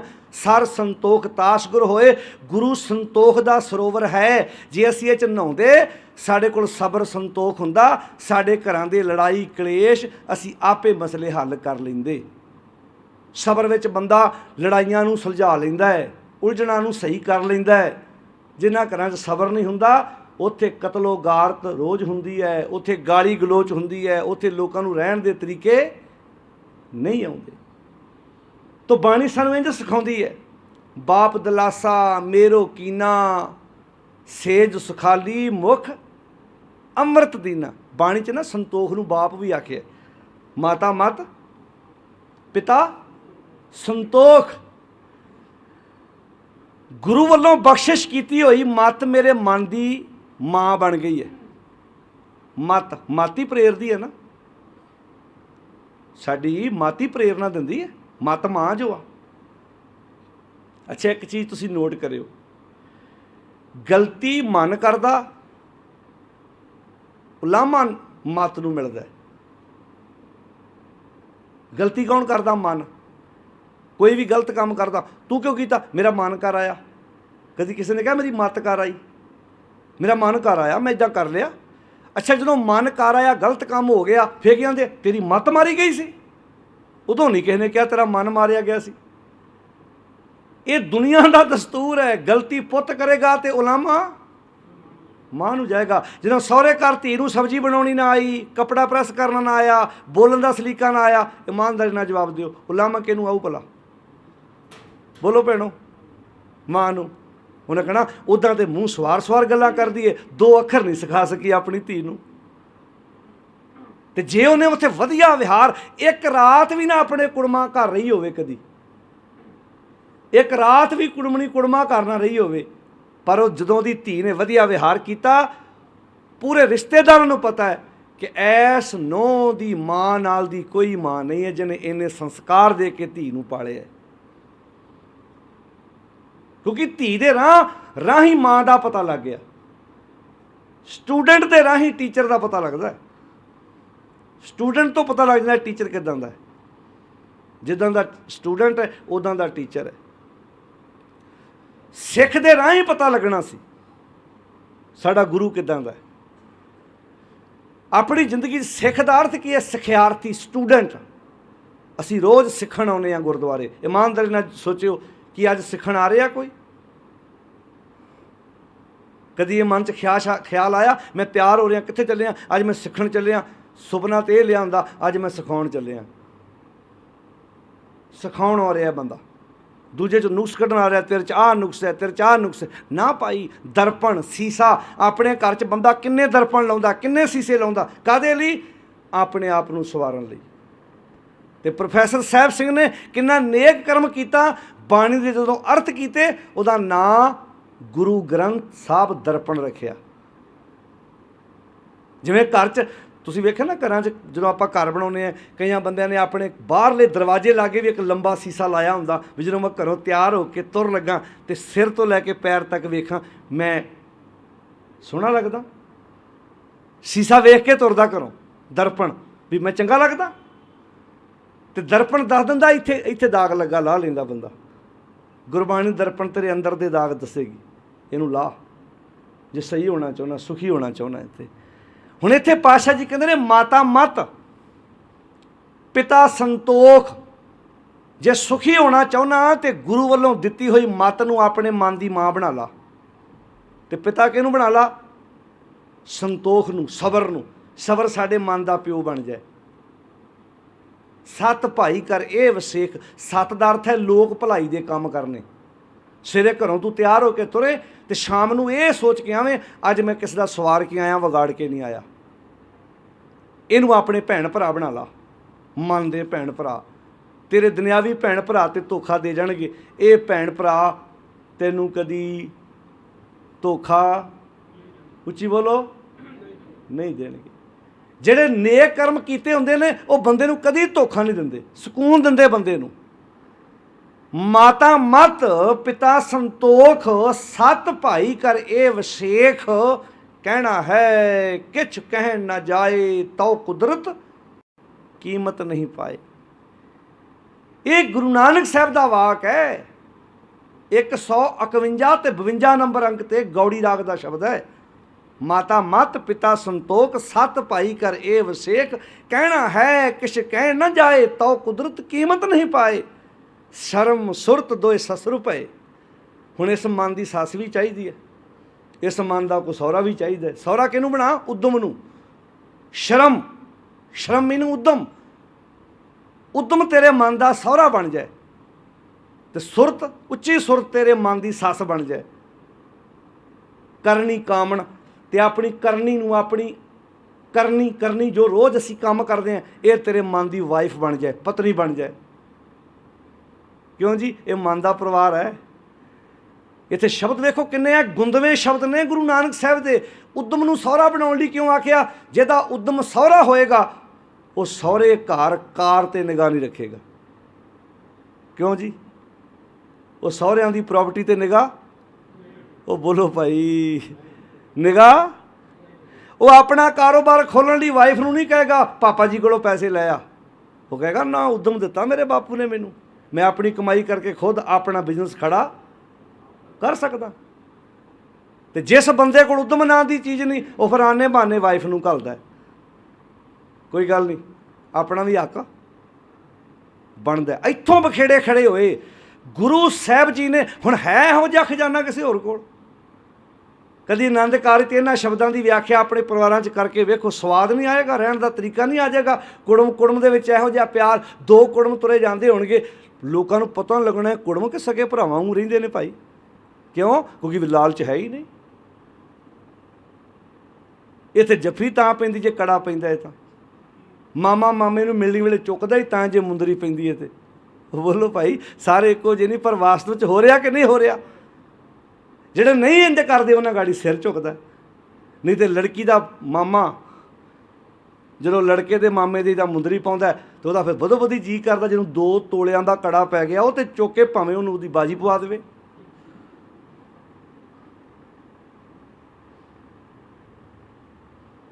ਹੁਣ ਕੀ ਸ਼ਬਦ ਵਰਤਿਆ? 151 ਤੇ 52 ਨੰਬਰ ਅੰਕ ਤੇ ਹੈ ਇਹ ਸ਼ਬਦ ਜਿਹੜਾ ਤੁਹਾਡੇ ਨਾਲ ਮੈਂ ਵਿਚਾਰ ਕਰ ਰਿਹਾ। ਸ਼ਰਮ ਸੁਰਤ, ਉਦਮ ਨੂੰ ਸਹੁਰਾ ਬਣਾ ਲਾ, ਉੱਚੀ ਸੁਰਤ ਨੂੰ ਆਪਣੀ ਸੱਸ ਬਣਾ ਲਾ। ਮਨ ਦੀ ਗੱਲ ਹੋ ਰਹੀ ਹੈ ਇੱਥੇ। ਇੱਕ ਤਨ ਦਾ ਟੱਬਰ ਹੁੰਦਾ, ਇੱਕ ਮਨ ਦਾ ਟੱਬਰ ਹੁੰਦਾ। ਤਨ ਕਰਕੇ ਤੇ ਉਹਦਾ ਕੋਈ ਵਿਆਹਿਆ ਹੋਵੇ, ਕੋਈ ਨਾ ਵਿਆਹਿਆ ਹੋਵੇ, ਕਈ ਕੁਆਰੇ ਵੀ ਨੇ, ਪਰ ਜਿਹੜਾ ਮਨ ਹੈ, ਮਨ ਦਾ ਪਰਿਵਾਰ ਤੇ ਸਾਰਿਆਂ ਨੂੰ ਚਾਹੀਦਾ। ਸ਼ਰਮ ਸੁਰਤ ਦੋਏ ਸਸੁਰ ਭਏ, ਕਰਨੀ ਕਾਮਣ ਕਰ ਮਨ ਲਏ। ਕਰਨੀ ਨੂੰ, ਕਰੈਕਟਰ ਨੂੰ, ਆਚਰਣ ਨੂੰ ਆਪਣੇ ਮਨ ਦੀ ਵਹੁਟੀ ਬਣਾ ਲਾ, ਮਨ ਦੀ ਇਸਤਰੀ ਬਣਾ ਲਾ, ਮਨ ਦੀ ਪਤਨੀ ਬਣਾ ਲਾ। ਸਾਹਾ ਸੰਜੋਗ, ਸਾਹਾ ਸੋਧਿਆ ਹੁੰਦਾ ਨਾ, ਜਦੋਂ ਆਪਾਂ ਸਾਹਾ ਸੋਧ ਲਈ ਵੀ ਇਸ ਦਿਨ ਆਪਣੇ ਪੁੱਤਰ ਧੀ ਦਾ ਆਨੰਦ ਕਾਰਜ ਕਰਨਾ, ਤੁਸੀਂ ਵੇਖਿਆ ਨਾ, ਆਪਾਂ ਉਹ ਸਮਾਂ ਟਾਲਦੇ ਨਹੀਂ ਹੈਗੇ। ਕਿਉਂ? ਕਿ ਜੇ ਸਾਹਾ ਸੋਧਿਆ ਗਿਆ, ਹੁਣ ਭਾਈ ਆਪਾਂ ਦਿਨ ਮੁਕਰਰ ਕਰ ਲਿਆ। ਘਰ 'ਚ ਕਿਸੇ ਦੀ ਡੈਥ ਵੀ ਹੋ ਜਾਏ ਨਾ, ਸੰਸਕਾਰ ਕਰਕੇ ਵੀ ਭਾਵੇਂ 2 ਜਾਣੇ ਜਾ ਕੇ ਵਿਆਹ ਲਿਆਉਣ, ਕਹਿੰਦੇ ਸਾਹਾ ਟਾਲਣਾ ਨਹੀਂ ਆਪਾਂ, ਜਦੋਂ ਸਾਹਾ ਸੋਧਿਆ ਜਾਂਦਾ। ਇੱਥੇ ਸਾਹਾ ਕੀ ਹੈ? ਸਾਹਾ ਸੰਜੋਗ। ਜਿਵੇਂ ਤੂੰ ਸੋਧਿਆ ਹੋਇਆ ਟਾਈਮ, ਜਿਹੜਾ ਦਿਨ ਮੁਕਰਰ ਕੀਤਾ ਵਿਆਹ ਦਾ, ਤੂੰ ਟਾਲਦਾ ਨਹੀਂ, ਭਾਵੇਂ ਲਾੜੇ ਦੇ ਪਿਤਾ ਦੀ ਡੈਥ ਵੀ ਕਿਉਂ ਨਾ ਹੋ ਜਾਏ। ਕਹਿੰਦੇ ਕੋਈ ਗੱਲ ਨਹੀਂ, ਸੰਸਕਾਰ ਕਰਕੇ 2 ਜਾਣੇ ਜਾ ਕੇ ਵਿਆਹ ਲਿਆਓ, 4 ਜਾਣੇ। ਪਾਤਸ਼ਾਹ ਕਹਿੰਦੇ ਇੱਦਾਂ ਹੀ ਗੁਰੂ ਦੀ ਵਿਚਾਰ ਵਾਲੇ ਸਮੇਂ ਨੂੰ ਖੁੰਝਾ ਨਾ। ਇੱਥੇ ਬਹਾਨੇ ਲੱਭਦਾ ਨਹੀਂ, ਅੱਜ ਜਾਇਆ ਨਹੀਂ ਜਾਣਾ, ਅੱਜ ਲੱਤ ਦੁਖਦੀ ਆ, ਅੱਜ ਬਾਂਹ ਦੁਖਦੀ ਆ, ਅੱਜ ਮੇਰੇ ਕੋਲ ਟਾਈਮ ਹੈ ਨਹੀਂ, ਅੱਜ ਮੈਨੂੰ ਆਹ ਪ੍ਰੋਬਲਮ ਹੈ, ਅੱਜ ਮੈਂ ਉੱਥੇ ਜਾਣਾ। ਇਮਾਨਦਾਰੀ ਨਾਲ ਸੋਚਿਓ, ਬੰਦਾ ਗੁਰਦੁਆਰੇ ਆਉਣ ਲੱਗਿਆਂ, ਬਾਣੀ ਪੜ੍ਹਨ ਲੱਗਿਆਂ ਸੈਂਕੜੇ ਬਹਾਨੇ ਨੇ ਮਨੁੱਖ ਦੇ ਕੋਲ। ਐਵੇਂ ਥੋੜ੍ਹਾ ਆਖਿਆ ਸੀ ਚੰਗਿਆਈ ਆਲਕ ਕਰੇ, ਬੁਰਿਆਈ ਹੋਏ ਸ਼ੇਰ।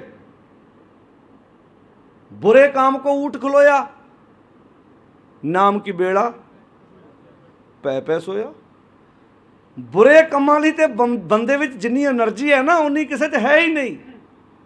ਇਹ ਤਾਂ ਅੱਖੀਂ ਵੇਖਣ ਰੱਜੀਆਂ ਬਹੁ ਰੰਗ ਤਮਾਸ਼ੇ ਉਸਤਤ ਨਿੰਦਾ, ਰੱਜ ਨਾ ਕੋਈ ਜੀਵਿਆ ਕੂੜੇ ਪ੍ਰਵਾਸ ਹੈ। ਰੱਜ ਨਾ ਕੋਈ ਜੀਵਿਆ। ਤੁਸੀਂ ਕਿਸੇ ਬੰਦੇ ਕੋਲ ਵੀ ਚਲੇ ਜਾਓ, ਉਹਨੂੰ ਪੁੱਛੋ ਰੱਜ ਕੇ ਸੰਤੁਸ਼ਟ ਹੋ ਗਿਆ? ਰੱਜ ਨਾ ਕੋਈ ਜੀਵਿਆ, ਤੂੰ ਐਂ ਰੱਜ ਕੇ ਜੀ ਲਿਆ? ਕਹਿੰਦਾ ਨਾ ਨਾ, ਅਜੇ ਤੇ ਪੜਪੋਤਰੇ ਦਾ ਵਿਆਹ ਵੇਖਣਾ, ਅਜੇ ਤੇ ਮੈਂ ਦੋਤੀਆਂ ਦੇ ਆਨੰਦ ਕਾਰਜ ਵੇਖਣੇ। ਰੱਜ ਨਾ ਕੋਈ ਜੀਵਿਆ। ਕੋਈ ਐਨ ਕਵੇ ਕਿ ਮੈਂ ਸੰਤੁਸ਼ਟ ਹਾਂ ਹੁਣ, ਨਹੀਂ, ਫਿਰ ਵੀ ਕਿਤੇ ਨਾ ਕਿਤੇ ਕੋਈ ਕਮੀ ਲੱਗ ਰਹੀ ਹੈ ਵੀ ਆਹ ਚੀਜ਼ ਰਹਿ ਗਈ ਹੈ ਮੇਰੇ ਕੋਲ, ਹੋਰ ਪ੍ਰਾਪਤ ਹੋ ਜਾਏ ਹੋਰ। ਪਾਤਸ਼ਾਹ ਕਹਿੰਦੇ, ਮੈਂ ਤੁਹਾਡੇ ਸਾਹਮਣੇ ਐਗਜ਼ਾਮਪਲ ਦਿੱਤੀ ਹੈ ਡਾਕਟਰ ਸੁਹੇਮਾਨ ਸਿੰਘ ਦੀ। ਇੱਕ ਬੰਦਾ ਡਾਕਟਰ ਬਣਨਾ ਚਾਹੁੰਦਾ ਵੀ 4 ਪੈਸੇ ਆਉਣ, ਉਹ ਬੰਦਾ ਹੁਣ ਉੱਥੋਂ ਦਾ ਰਹਿਣ ਸਹਿਣ ਅਤੇ ਇੱਥੋਂ ਦੇ ਰਹਿਣ ਸਹਿਣ ਜ਼ਮੀਨ ਸਮਾਨ ਦਾ ਫਰਕ ਹੈ। ਇੱਥੇ ਉਹ ਲਾਣੀ ਮੰਜੀ 'ਤੇ ਰਾਤ ਨੂੰ ਸੌਂਦਾ ਹੈ, ਕੂਲਰ ਲੱਗਾ ਹੁੰਦਾ, ਉੱਦਾਂ ਹੀ ਆਮ ਹੀ ਨੌਜਵਾਨਾਂ ਦੇ ਵਿੱਚ ਹੀ ਰਾਤ ਨੂੰ ਲੰਮੇ ਪਿਆ ਹੁੰਦਾ, ਕੋਈ ਜੱਜਮੈਂਟ ਵੀ ਨਹੀਂ ਕਰ ਸਕਦਾ। ਉੱਥੇ ਇੱਕ ਦਿਨ ਬੈਠੇ ਗੱਲਾਂ ਕਰਨ, ਇੱਕ ਬਜ਼ੁਰਗ ਆਇਆ, ਕਹਿੰਦੇ ਜੀ ਪਤਾ ਲੱਗਾ ਇੱਥੇ ਅਮਰੀਕਾ ਤੋਂ ਕੋਈ ਡਾਕਟਰ ਆਇਆ, ਉਹਨੂੰ ਜਾ ਕੇ ਪੁੱਛੀ ਜਾਣ। ਉਹਨੇ ਪਰਨਾ ਬੱਧਾ ਸੀ ਇੱਦਾਂ। ਕਹਿੰਦੇ ਅੱਛਾ ਬਾਪੂ ਜੀ, ਕਹਿੰਦੇ ਕੀ? ਉਹਦੇ ਬੜਾ ਸੁਣਿਆ ਵੀ ਡਾਕਟਰ ਦੱਸੀ, ਪਤਾ ਤਾਂ ਲੱਗੇ ਕਿਹੜਾ ਡਾਕਟਰ ਹੈ। ਹੁਣ ਜੇ ਤੇ ਇੱਦਾਂ ਹੀ, ਹੁਣ ਕਿਉਂਕਿ ਉਹ ਆਮ ਬੰਦਿਆਂ ਵਾਂਗੂ ਵਿੱਚ ਤੁਰਿਆ ਫਿਰਦਾ, ਜਿਵੇਂ ਹੁਣ ਸੇਮ ਉਹ ਕਹਾਣੀ ਵਾਪਰ ਗਈ ਨਾ। ਜਿਵੇਂ ਹੁਣ ਤੁਸੀਂ ਕਿਸੇ ਡੇਰੇ ਜਾਣਾ ਹੋਵੇ, ਐਸਾ ਹੋ ਸਕਦਾ ਤੁਸੀਂ ਜਾ ਕੇ ਬਾਬੇ ਨੂੰ ਪੁੱਛੋ, ਬਾਬੇ ਨੂੰ ਮਿਲਣਾ ਹੈ, ਉੱਥੇ ਪਹਿਲੇ ਪਤਾ ਲੱਗ ਜਾਣਾ ਵੀ ਜਦੋਂ ਇੱਦਾਂ ਏਸੀ ਜੀ ਪੱਖੀ ਝੱਲਣ ਡਿਆ ਹੋਏ ਉਹਨੂੰ, ਇੱਦਾਂ ਲਾਗੇ ਗੜਵਾ ਫੜ ਕੇ ਖਲੋਤਾ ਹੋਇਆ, ਇੱਕ ਤੌਲੀਆ ਫੜ ਕੇ ਖਲੋਤਾ ਹੋਇਆ, 2 ਬਾਰ ਸੇਵਾਦਾਰ ਖਲੋਤੇ ਹੋਏ, ਉਹ ਟਾਈਮ ਲੈ ਕੇ ਦੇਣਗੇ ਵੀ ਇੱਕ ਪਰਿਵਾਰ ਜੇ ਬਾਬਾ ਜੀ ਨੂੰ ਮਿਲ ਰਿਹਾ, ਤੁਹਾਡਾ ਟਾਈਮ 10-15 ਮਿੰਟ ਬਾਅਦ 'ਚ ਆਉਣਾ। ਜਿਵੇਂ ਮਰੀਜ਼ ਨਹੀਂ ਚੈੱਕ ਕਰਦੇ ਡਾਕਟਰ ਵੀ ਚਲੋ ਹੁਣ ਤੁਹਾਡੀ ਵਾਰੀ, ਹੁਣ ਤੁਹਾਡੀ ਵਾਰੀ, ਤੁਸੀਂ ਸੇਬ ਕੇਲੇ ਚੜ੍ਹਾਤੇ, ਹੁਣ ਤੁਹਾਡੀ ਵਾਰੀ, ਤੁਸੀਂ ਪ੍ਰਸ਼ਾਦ ਚੜ੍ਹਾਤਾ, ਹੁਣ ਬੋਲੋ ਅੱਗੇ ਤੁਹਾਡੀ ਵਾਰੀ, ਬਚ ਜਾਓ। ਅਸੀਂ ਬਾਰ-ਬਾਰ ਕਹਿੰਦੇ ਹਾਂ ਵੀ ਗੁਰੂ ਦੇ ਬਰਾਬਰ ਕੋਈ ਨਹੀਂ, ਅਸੀਂ ਤਾਂ ਗੁਰੂ ਦੇ ਬਰਾਬਰ ਕਈ ਕੁਝ ਖੜਾ ਕਰ ਲਿਆ। ਅਸੀਂ ਹੁਣ ਗੁਰਦੁਆਰੇ ਆਏ ਹਾਂ, ਸਭ ਤੋਂ ਪਹਿਲਾਂ ਕੀ ਕੀਤਾ? ਗੁਰੂ ਗ੍ਰੰਥ ਸਾਹਿਬ ਨੂੰ ਨਮਸਕਾਰ ਕੀਤੀ ਹੈ। ਇਹ ਬਰਾਬਰਤਾ ਦਾ ਹੱਕ ਅਸੀਂ ਬੰਦਿਆਂ ਨੂੰ ਨਹੀਂ ਦਿੱਤਾ? ਦੱਸ ਦਿਓ ਨਹੀਂ ਦਿੱਤਾ। ਅੱਜ ਦੇਹਧਾਰੀ ਬਾਬਿਆਂ ਗਾੜੀ ਮੱਥੇ ਨਹੀਂ ਟੇਕੇ ਜਾ ਰਹੇ। ਇੱਥੇ ਲਿਆ ਕੇ ਤੁਸੀਂ ਬਰਾਬਰ ਕਰਤਾ। ਗੁਰੂ ਗ੍ਰੰਥ ਸਾਹਿਬ ਨੂੰ ਵੀ ਮੱਥਾ ਟੇਕਦੇ ਹਾਂ ਅਤੇ ਦੇਹਧਾਰੀ ਬਾਬੇ ਨੂੰ ਵੀ ਮੱਥਾ ਟੇਕਦੇ ਹਾਂ। ਸਗੋਂ ਗੁਰੂ ਗ੍ਰੰਥ ਸਾਹਿਬ ਦੇ ਗਾੜੀ ਭਾਵੇਂ ਗੁਰੂ ਗ੍ਰੰਥ ਸਾਹਿਬ ਨੂੰ ਇਸ ਪੈਸੇ ਦੀ ਲੋੜ ਨਹੀਂ, ਇਹਦਾ ਗੋਲਕ 'ਚ ਪੈਸਾ ਪੈਣਾ ਹੈ, ਇਹ ਪੱਖਿਆਂ ਦੇ ਬਿੱਲ ਹੈ, ਲਾਈਟਾਂ ਦੇ ਬਿੱਲ ਹੈ, ਲੰਗਰ ਬਣਨੇ ਨੇ, ਆ ਜੋ ਖਰਚੇ ਹੁੰਦੇ ਨੇ ਗੁਰਦੁਆਰਿਆਂ ਦੇ, ਉਹਨਾਂ ਦੇ ਖਰਚਿਆਂ 'ਤੇ ਪੈਸਾ ਆਉਂਦਾ। ਬਾਬੇ ਨੂੰ ਇਸ ਪੈਸੇ ਦੀ ਕੀ ਲੋੜ ਹੈ?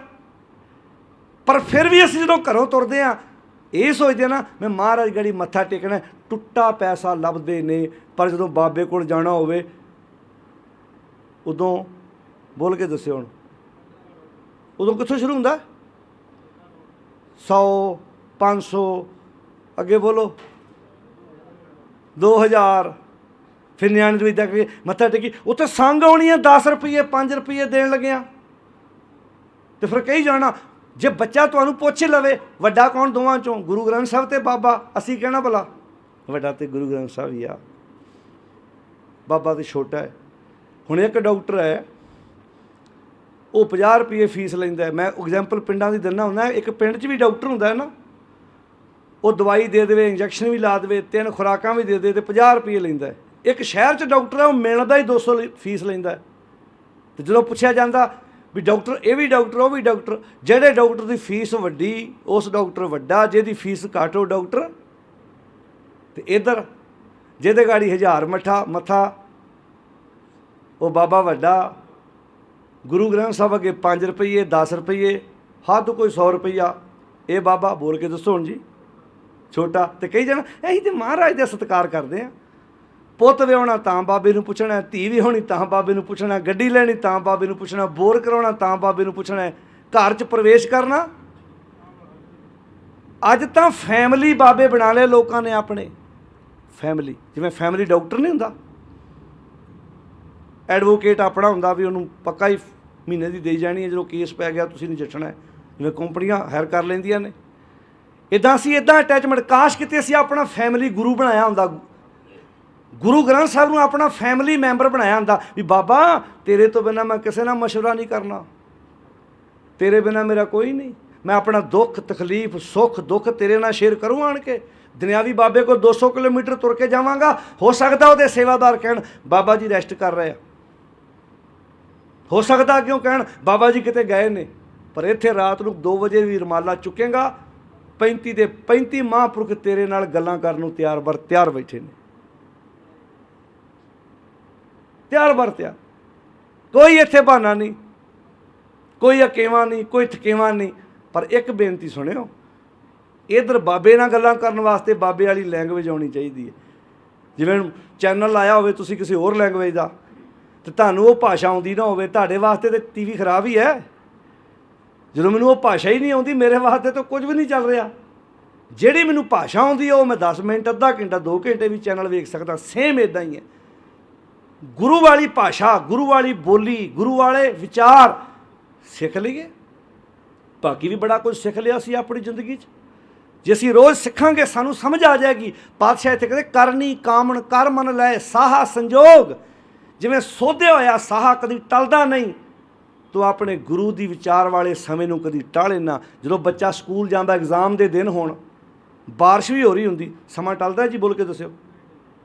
ਛੱਡ ਕੇ ਆਉਂਦੇ ਨਾ ਆਪਣੀ ਪ੍ਰਾਈਵੇਟ ਗੱਡੀ 'ਚ ਵੀ, ਭਾਵੇਂ ਰੋਜ਼ ਉਹ ਸਕੂਲ ਦੀ ਗੱਡੀ ਵੈਨ ਲੈਣ ਆਉਂਦੀ ਹੋਵੇ, ਆਪਾਂ ਕਹਿੰਦੇ ਨਾ ਐਗਜ਼ਾਮ ਆ, ਸਕੂਲ ਜਾਣਾ ਜ਼ਰੂਰੀ ਹੈ।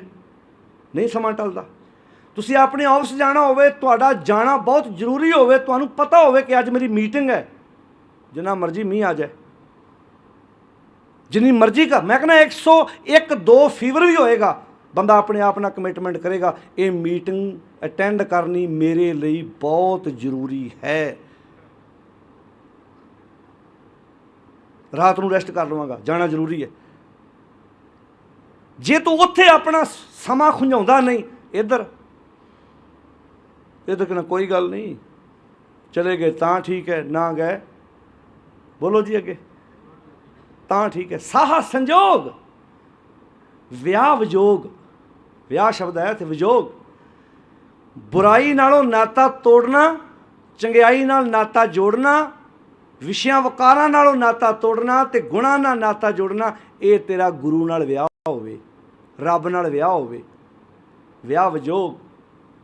ਇਹ 'ਚੋਂ ਫਿਰ ਔਲਾਦ ਪੈਦਾ ਹੋਏਗੀ ਕਿਹੜੀ? ਸੱਚ ਸੰਤਤ, ਸੱਚ ਦੀ ਔਲਾਦ ਪੈਦਾ ਹੋਏਗੀ। ਕਹੋ ਨਾਨਕ ਜੋਗ, ਹੇ ਨਾਨਕ ਇਹ ਜੋਗ ਹੈ, ਇਹ ਹੈ ਮਿਲਾਪ। ਅੱਜ ਸੱਚ ਹੈ ਇਨਸਾਨ ਕੋਲ? ਸੱਚ ਹੈ ਨਹੀਂ, ਸੱਚ ਦਾ ਤੇ ਕਾਲ ਪੈ ਗਿਆ। ਸੱਚ ਕਾਲ ਕੂੜ ਵਰਤਿਆ। ਅੱਗੇ ਜੀ, ਕਲ ਕਾਲਕ ਬੇਤਾਲ, ਬੀਓ ਬੀਜ ਪਤ ਲੈ ਗਏ। ਅੱਗੇ ਅਬ ਕਿਉਂ ਉਗਵੇ ਦਾਲ, ਦਾਲ ਥੋੜਾ ਉਗਦੀ ਹੈ, ਸਾਬਤ ਚਣਾ ਉਗਦਾ ਹੈ। ਬਾਬਾ ਜੀ ਕਹਿੰਦੇ ਤੂੰ ਦਾਲ ਉਗਾ ਕੇ ਵਿਖਾ ਦੇ, ਸਾਬਤ ਚਣਾ ਉਗੇਗਾ। ਦਾਲ ਦੇ ਤੇ ਚਣੇ ਦੇ 2 ਟੋਟੇ ਹੋ ਗਏ, ਦਾਲ ਬਣ ਗਈ। ਤੇਰੇ ਵੀ ਤੇ ਮਨ ਦੇ 2 ਟੋਟੇ ਹੋਏ ਨੇ। ਬੰਦੇ ਦਾ ਐਕਸੀਡੈਂਟ ਕਦੋਂ ਹੁੰਦਾ? ਜਦੋਂ ਡਬਲ ਮਾਈਂਡਡ ਹੁੰਦਾ, ਰੋਡ ਪਾਰ ਕਰਨ ਲੱਗਿਆ। ਤਾਂ ਹੀ ਤੁਸੀਂ ਕਹਿੰਦੇ ਨਾ ਭੱਜ ਕੇ ਕਦੀ ਰੋਡ ਕ੍ਰਾਸ ਨਾ ਕਰੋ। ਇਹ ਨਾ ਹੋਵੇ ਡਰਾਈਵਰ ਡਿਸੀਜਨ ਨਾ ਲੈ ਪਾਵੇ, ਖਲੋ ਜੋ ਜਾਂ 'ਤੇ ਉਹ ਡਿਸੀਜਨ ਲੈ ਪਾਏ, ਹੋ ਸਕਦਾ ਗੱਡੀ ਰੋਕ ਲਵੇ। ਬਹੁਤੇ ਬੰਦੇ ਥੱਲੇ ਹੀ ਤਾਂ ਆਉਂਦੇ ਨੇ, ਉਹ ਭੱਜ ਕੇ। ਜਿਹੜਾ ਬੰਦਾ ਗੱਡੀ ਲੈ ਕੇ ਆ ਰਿਹਾ ਉਹ ਆਪਣਾ ਬ੍ਰੇਨ ਹੀ ਨਹੀਂ ਸੈੱਟ ਕਰ ਪਾਉਂਦਾ। ਡਬਲ ਮਾਈਂਡਡ, ਦੁਚਿੱਤਾਪਨ, ਦੁਬਿਧਾ ਜਿਹੜੀ ਹੈ। ਅੱਜ ਸਾਡੀ ਜ਼ਿੰਦਗੀ ਦੇ ਵੀ ਐਕਸੀਡੈਂਟ ਤਾਂ ਹੀ ਹੋ ਰਹੇ ਨੇ। ਤੁਸੀਂ ਕੋਈ ਕਾਰੋਬਾਰ ਸ਼ੁਰੂ ਕਰਨਾ, ਤੁਸੀਂ ਡਬਲ ਮਾਈਂਡਡ ਹੋ ਜਾਓ, ਨਹੀਂ ਸੈੱਟ ਬੈਠੇਗਾ। ਤੁਸੀਂ ਆਪਣੇ ਕੋਈ ਬੱਚਾ ਐਗਜ਼ਾਮ ਦੇ ਵੇਲੇ ਜਾਂ ਉਹ ਸਟੱਡੀ ਵੇਲੇ ਡਬਲ ਮਾਈਂਡਡ ਹੋ ਜਾਏ, ਮੈਂ ਕਿਹੜਾ ਸਬਜੈਕਟ ਚੁਣਾ, ਮੈਂ ਕਿਹੜੀ ਲਾਈਨ ਚੁਣਾ, ਆਪਾਂ ਪੁੱਛ ਲੈਂਦੇ ਨਾ, ਪੁੱਤਰ ਇੱਕ ਵਿਸ਼ੇ 'ਤੇ ਕੇਂਦਰਿਤ ਹੋ ਜਾ।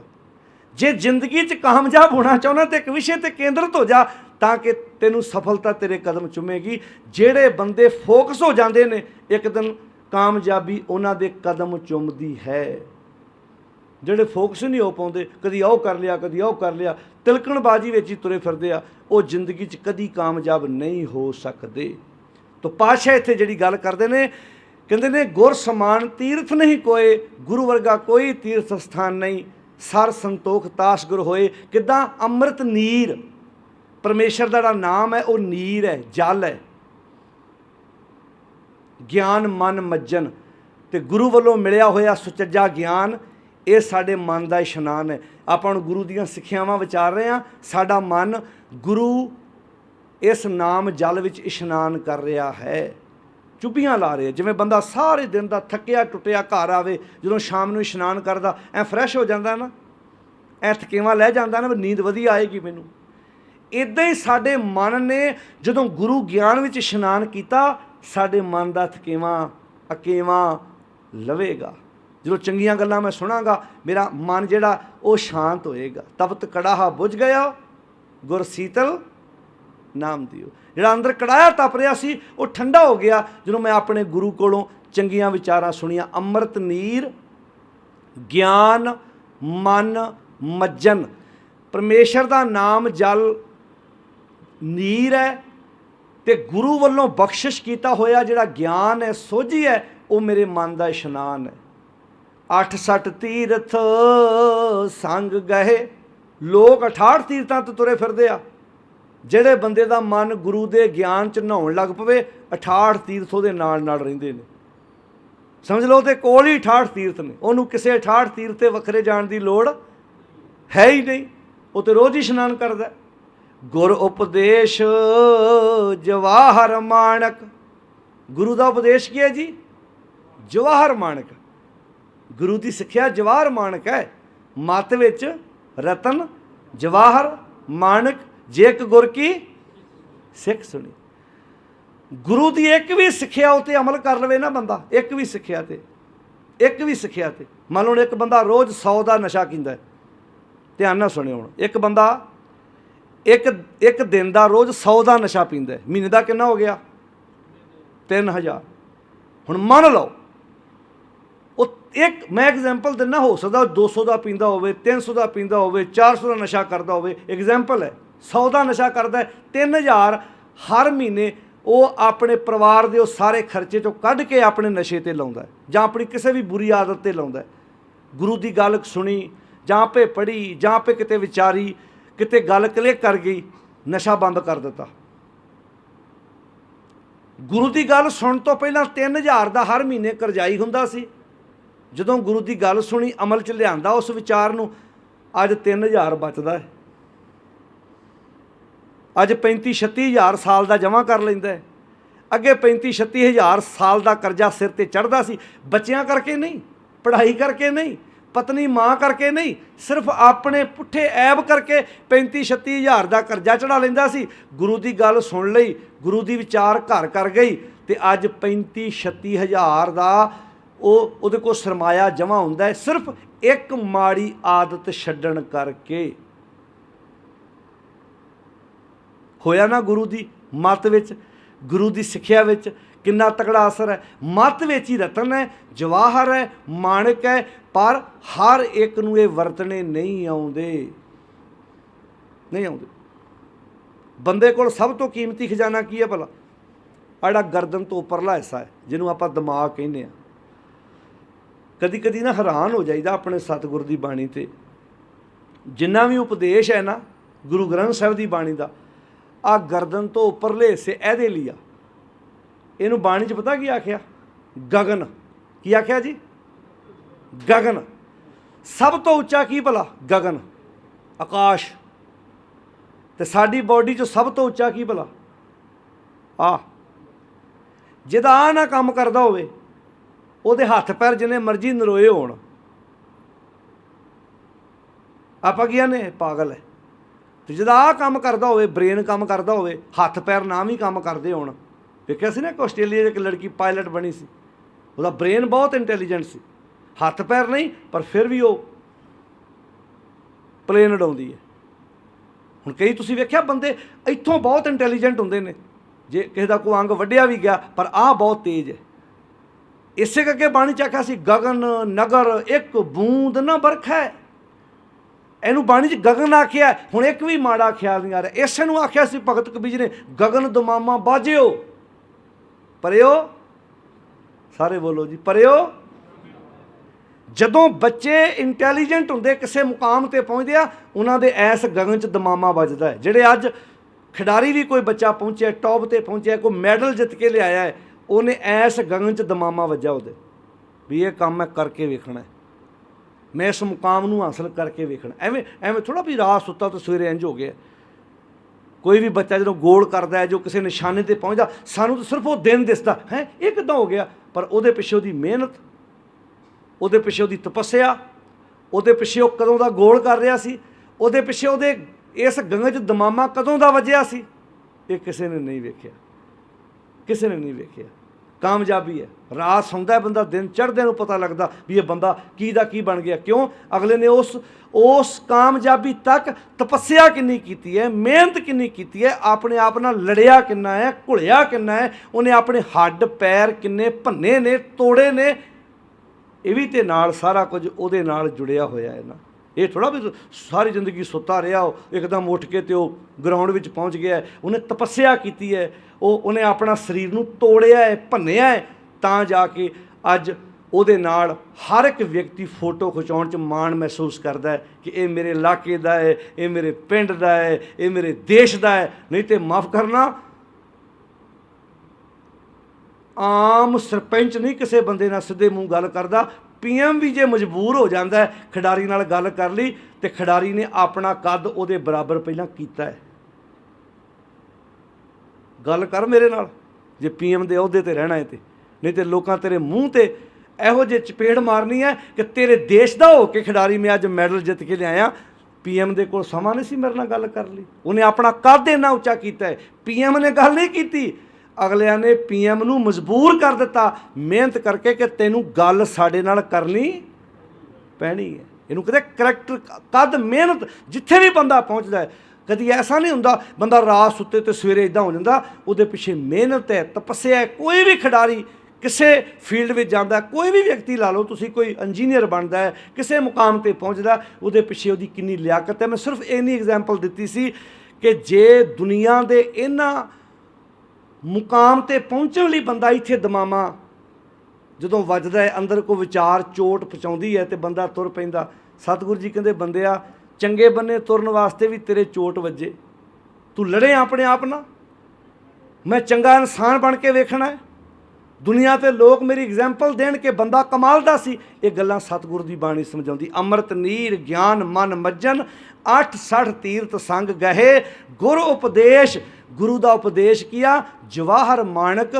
गुरु का उपदेश जदों जाके अंदर वसदा, साडे अंदर ही जवाहर माणक मोती प्रगट हो जाते हैं। एवें थोड़ा बापू ने लिखिया सी, मन मेरिया अंतर तेरा निधान है, बाहर वस्त ना पाल। तेरे मन च खजाना भरिया पिया है।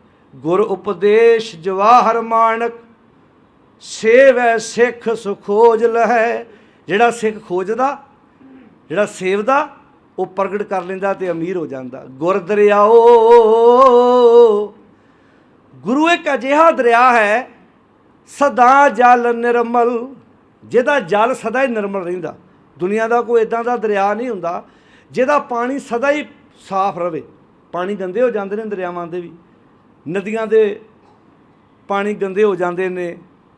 गंगा बारे भी ये प्रचलित है भी राम तेरी गंगा मैली होगी, पापियों के पाप धोते धोते वो भी मैली हो जाती। उस भी कूड़ा करकट लोग सुट आते हैं। पर भट्टां ने ना जो गुरु अर्जन साहब के परथाए सवैया उचारण किया ना, कहते वेखो एक गंगा भारत की हिक ते वहिंदी आ ते वो भी गंदी हो गई, मैली करती लोगों ने। पर एक गंगा गुरु अर्जन साहब के चरणों च वह रही आ। ते कमाल की गल वेखो, ओहदा जल कदी मैला नहीं हुंदा। जिहड़ी भारत की हिक ते गंगा वहिंदी है, जिहड़ा भी बादशाह चढ़ के आया वो गंगा उहदी हो गई। कुदरती गल सी, जिहदी सरकार होएगी तो उस देश दीयां नदियां नाले दरिया भी तो उहदे नां ते वजणगे ना, जिन्नी देर उहदा सिक्का चलदा। वखरी गल है कल वो बादशाह नहीं रहेगा। जदों कदी कोई देश का बादशाह बनया, उस देश के नदियां नाले दरिया भी उहदे वजने ने, क्योंकि बादशाह वो है। कहते पर कमाल की गल वेखो, जिहड़ी गुरु अर्जन साहब के चरणों च गंगा वहिंदी सी, जिन्हें मर्जी बादशाह जान, वो गंगा का कोई मालिक नहीं बन सकिया। अजय गंग, अजय का अर्थ ना जिती जान वाली गंगा। अजय गंग जल अटल, ਉਹਦਾ जल तो कभी मुक सकता, पर गुरु अर्जन साहब तेरे चरणा जिहड़ी नाम की गंगा वह रही है, ਇਹਦਾ जल अटल है। तो ये गंगा ना जिती जान वाली है। अजय गंग जल अटल। तो नहाउंदा कौन है? सिख संगत सब नहावे। ये सिख संगत रोज़ इशनान करती आ। वो गंगा कित्थे आ? हर एक दे अपने कोल है। वो नाम की गंगा, वो नाम की विचार, वो गुरु का उपदेश। असी जिथे भी होइए, असी उस विचार नूं अपनी जिंदगी च वसा के खूबसूरत जिंदगी जू सकते हैं। गुर दरियाओ, गुरु एक अजिहा दरिया है सदा जल निर्मल, ਸਦਾ ਹੀ ਇਹਦਾ ਜਲ ਮੈਲ ਤੋਂ ਰਹਿਤ ਰਹਿੰਦਾ। ਮਿਲਿਆ ਦੁਰਮਤ ਮੈਲ ਹਰੈ। ਜਦੋਂ ਇਸ ਦਰਿਆ ਦੇ ਵਿੱਚ ਮਿਲੀਦਾ ਆਣ ਕੇ ਤੇ ਦੁਰਮਤ ਦੀ ਮੈਲ ਹਰ ਜਾਂਦੀ ਹੈ, ਖਤਮ ਹੋ ਜਾਂਦੀ ਹੈ, ਮੁੱਕ ਜਾਂਦੀ ਹੈ। ਸਤਿਗੁਰ ਪਾਇਐ ਪੂਰਾ ਨਹਾਵਣ। ਜਦੋਂ ਸਤਿਗੁਰ ਜੀਵਨ 'ਚ ਆ ਜਾਂਦਾ ਤੇ ਨਹਾਉਣਾ ਪੂਰਾ ਹੋ ਜਾਂਦਾ। ਕਦੀ ਐਸਾ ਹੋਇਆ ਕਿ ਬੰਦਾ ਨਹਾ ਕੇ ਕਵੇ ਮੇਰਾ ਨਹਾਉਣਾ ਪੂਰਾ ਹੋ ਗਿਆ? ਕਹਿੰਦੇ ਇੱਕੇ ਥਾਂ 'ਤੇ ਨਹਾਉਣਾ ਪੂਰਾ ਹੁੰਦਾ ਜਦੋਂ ਜ਼ਿੰਦਗੀ 'ਚ ਗੁਰੂ ਆ ਜਾਏ ਤੇ ਬੰਦੇ ਦਾ ਇਸ਼ਨਾਨ ਪੂਰਾ ਹੋ ਜਾਂਦਾ, ਇਸ਼ਨਾਨ ਸਫਲ ਹੋ ਜਾਂਦਾ। ਸਤਿਗੁਰ ਪਾਇਐ, ਅੱਗੇ ਬੋਲੋ, ਪੂਰਾ ਨਹਾਵਣ। ਜਦੋਂ ਜ਼ਿੰਦਗੀ 'ਚ ਗੁਰੂ ਆ ਜਾਏ, ਮਨ ਨੇ ਗੁਰੂ ਧਾਰਨ ਕਰ ਲਿਆ, ਮਨ ਨੇ ਗੁਰੂ ਦੀ ਸਿੱਖਿਆ ਗ੍ਰਹਿਣ ਕਰ ਲਈ, ਇਹਦਾ ਨਹਾਉਣਾ ਪੂਰਾ ਹੋ ਗਿਆ। ਪਸ਼ੂ ਪ੍ਰੇਤੋਂ ਦੇਵ ਕਰੈ।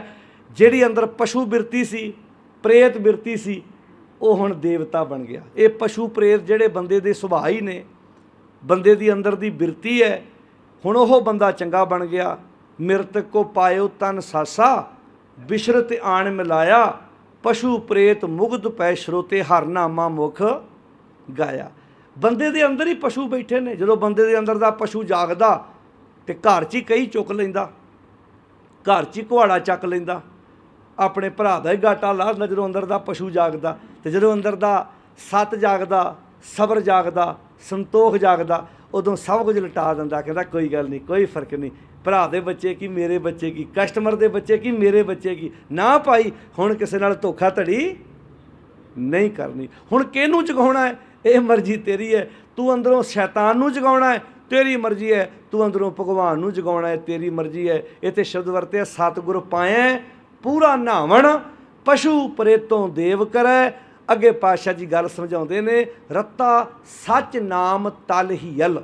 ਜਿਹੜਾ ਗੁਰੂ ਹੈ ਨਾ, ਉਹਦਾ ਤਲ, ਤਲ ਦਾ ਅਰਥ ਕੀ, ਉੱਪਰਲਾ ਪਾਸਾ, ਗਿਆਨ ਇੰਦਰੀ, ਤੇ ਹੀਅਲ ਕਹਿੰਦੇ ਹਿਰਦੇ ਨੂੰ। ਗੁਰੂ ਜਿਹੜਾ ਹੈ ਨਾ, ਉਹਦਾ ਅੰਦਰਲਾ ਤੇ ਬਾਹਰਲਾ ਪਾਸਾ, ਭਾਵ ਤਲਾ ਤੇ ਹਿਰਦਾ, ਕਹਿੰਦੇ ਐਨ ਰਸ ਨਾਲ ਭਰਿਆ ਪਿਆ। ਰੱਤਾ ਸੱਚ ਨਾਮ ਤਲ ਹੀਅਲ, ਸੋ ਗੁਰ ਪਰਮਲ ਕਹੀਐ।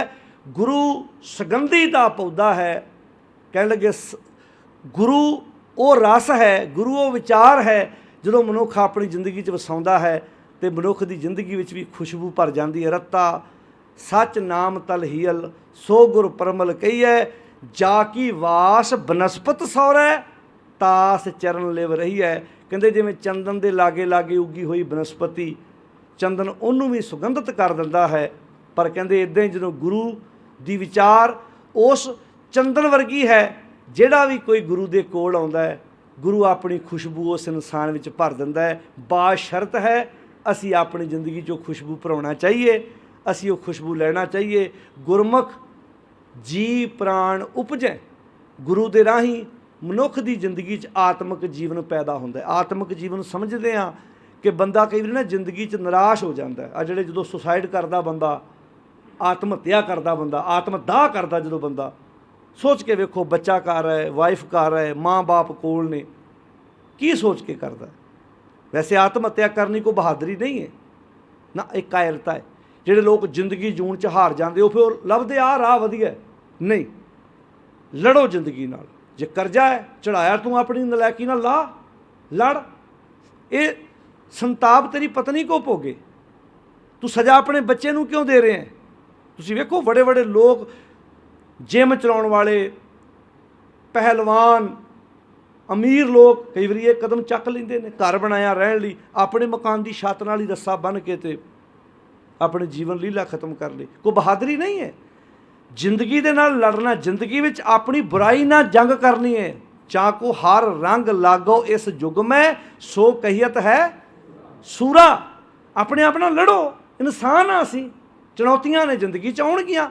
ਇਹ ਕਦੀ ਜ਼ਿੰਦਗੀ 'ਚ ਨਾ ਸੋਚੋ ਮੇਰੀ ਜ਼ਿੰਦਗੀ 'ਚ ਕਦੀ ਦੁੱਖ ਤਕਲੀਫ ਨਹੀਂ ਆਉਣੀ। ਨਾ ਨਾ ਨਾ, ਦੁੱਖ ਤਕਲੀਫਾਂ ਆਉਣੀਆਂ ਨੇ। ਤਿਆਰੀ ਇਹ ਨਹੀਂ ਕਰੋ ਕਿ ਤੁਸੀਂ ਹਰ ਸਮੱਸਿਆ ਨੂੰ ਨਜਿੱਠਣ ਜੋਗੇ ਹੋਵੋ। ਇਹ ਨਾ ਕਦੀ ਸੋਚੋ ਵੀ ਮੇਰੇ 'ਤੇ ਦੁੱਖ ਤਕਲੀਫ ਆਵੇ ਹੀ ਨਾ, ਆਉਣੀ ਹੈ। ਇਹ ਦੁਨੀਆ ਦਾ ਦਸਤੂਰ ਹੈ। ਦੁੱਖ ਤਕਲੀਫ ਉਹ ਘਰ ਹੁੰਦਾ ਜਿਸ ਘਰ ਲੜੀਆਂ ਲੱਗੀਆਂ ਹੁੰਦੀਆਂ ਨੇ, ਲੋਕ ਵਧਾਈ ਦੇਣ ਆਉਂਦੇ ਨੇ, ਪੋਤਰੇ ਦੇ ਵਿਆਹ ਦੀਆਂ, ਪੁੱਤਰ ਦੇ ਵਿਆਹ ਦੀਆਂ, ਬੱਚੇ ਦੇ ਜਨਮ ਦਿਨ ਦੀਆਂ। ਘਰ ਉਹੀ ਹੁੰਦਾ ਜਦੋਂ ਘਰ 'ਚ ਦਰੀਆਂ ਵਿਛੀਆਂ ਹੁੰਦੀਆਂ ਨੇ, ਉਹ ਅਫਸੋਸ ਕਰਨ ਆਉਂਦਾ। ਮੂੰਹ ਉਹੀ ਹੁੰਦਾ ਜਿੱਥੋਂ ਅਸੀਂ ਉਮੀਦ ਲਾਉਂਦੇ ਹਾਂ ਇਹ ਮੈਨੂੰ ਵਧਾਈ ਦੇਵੇ। ਘਰ ਉਹੀ ਹੁੰਦਾ ਜਿੱਥੋਂ ਉਮੀਦ ਲਾਉਂਦੇ ਆ ਮੇਰੇ ਘਰ ਆਹ ਘਟਨਾ ਵਾਪਰ ਗਈ, ਇਹਨੇ ਤੇ ਮੇਰੇ ਨਾਲ ਅਫਸੋਸ ਹੀ ਨਹੀਂ ਕੀਤਾ।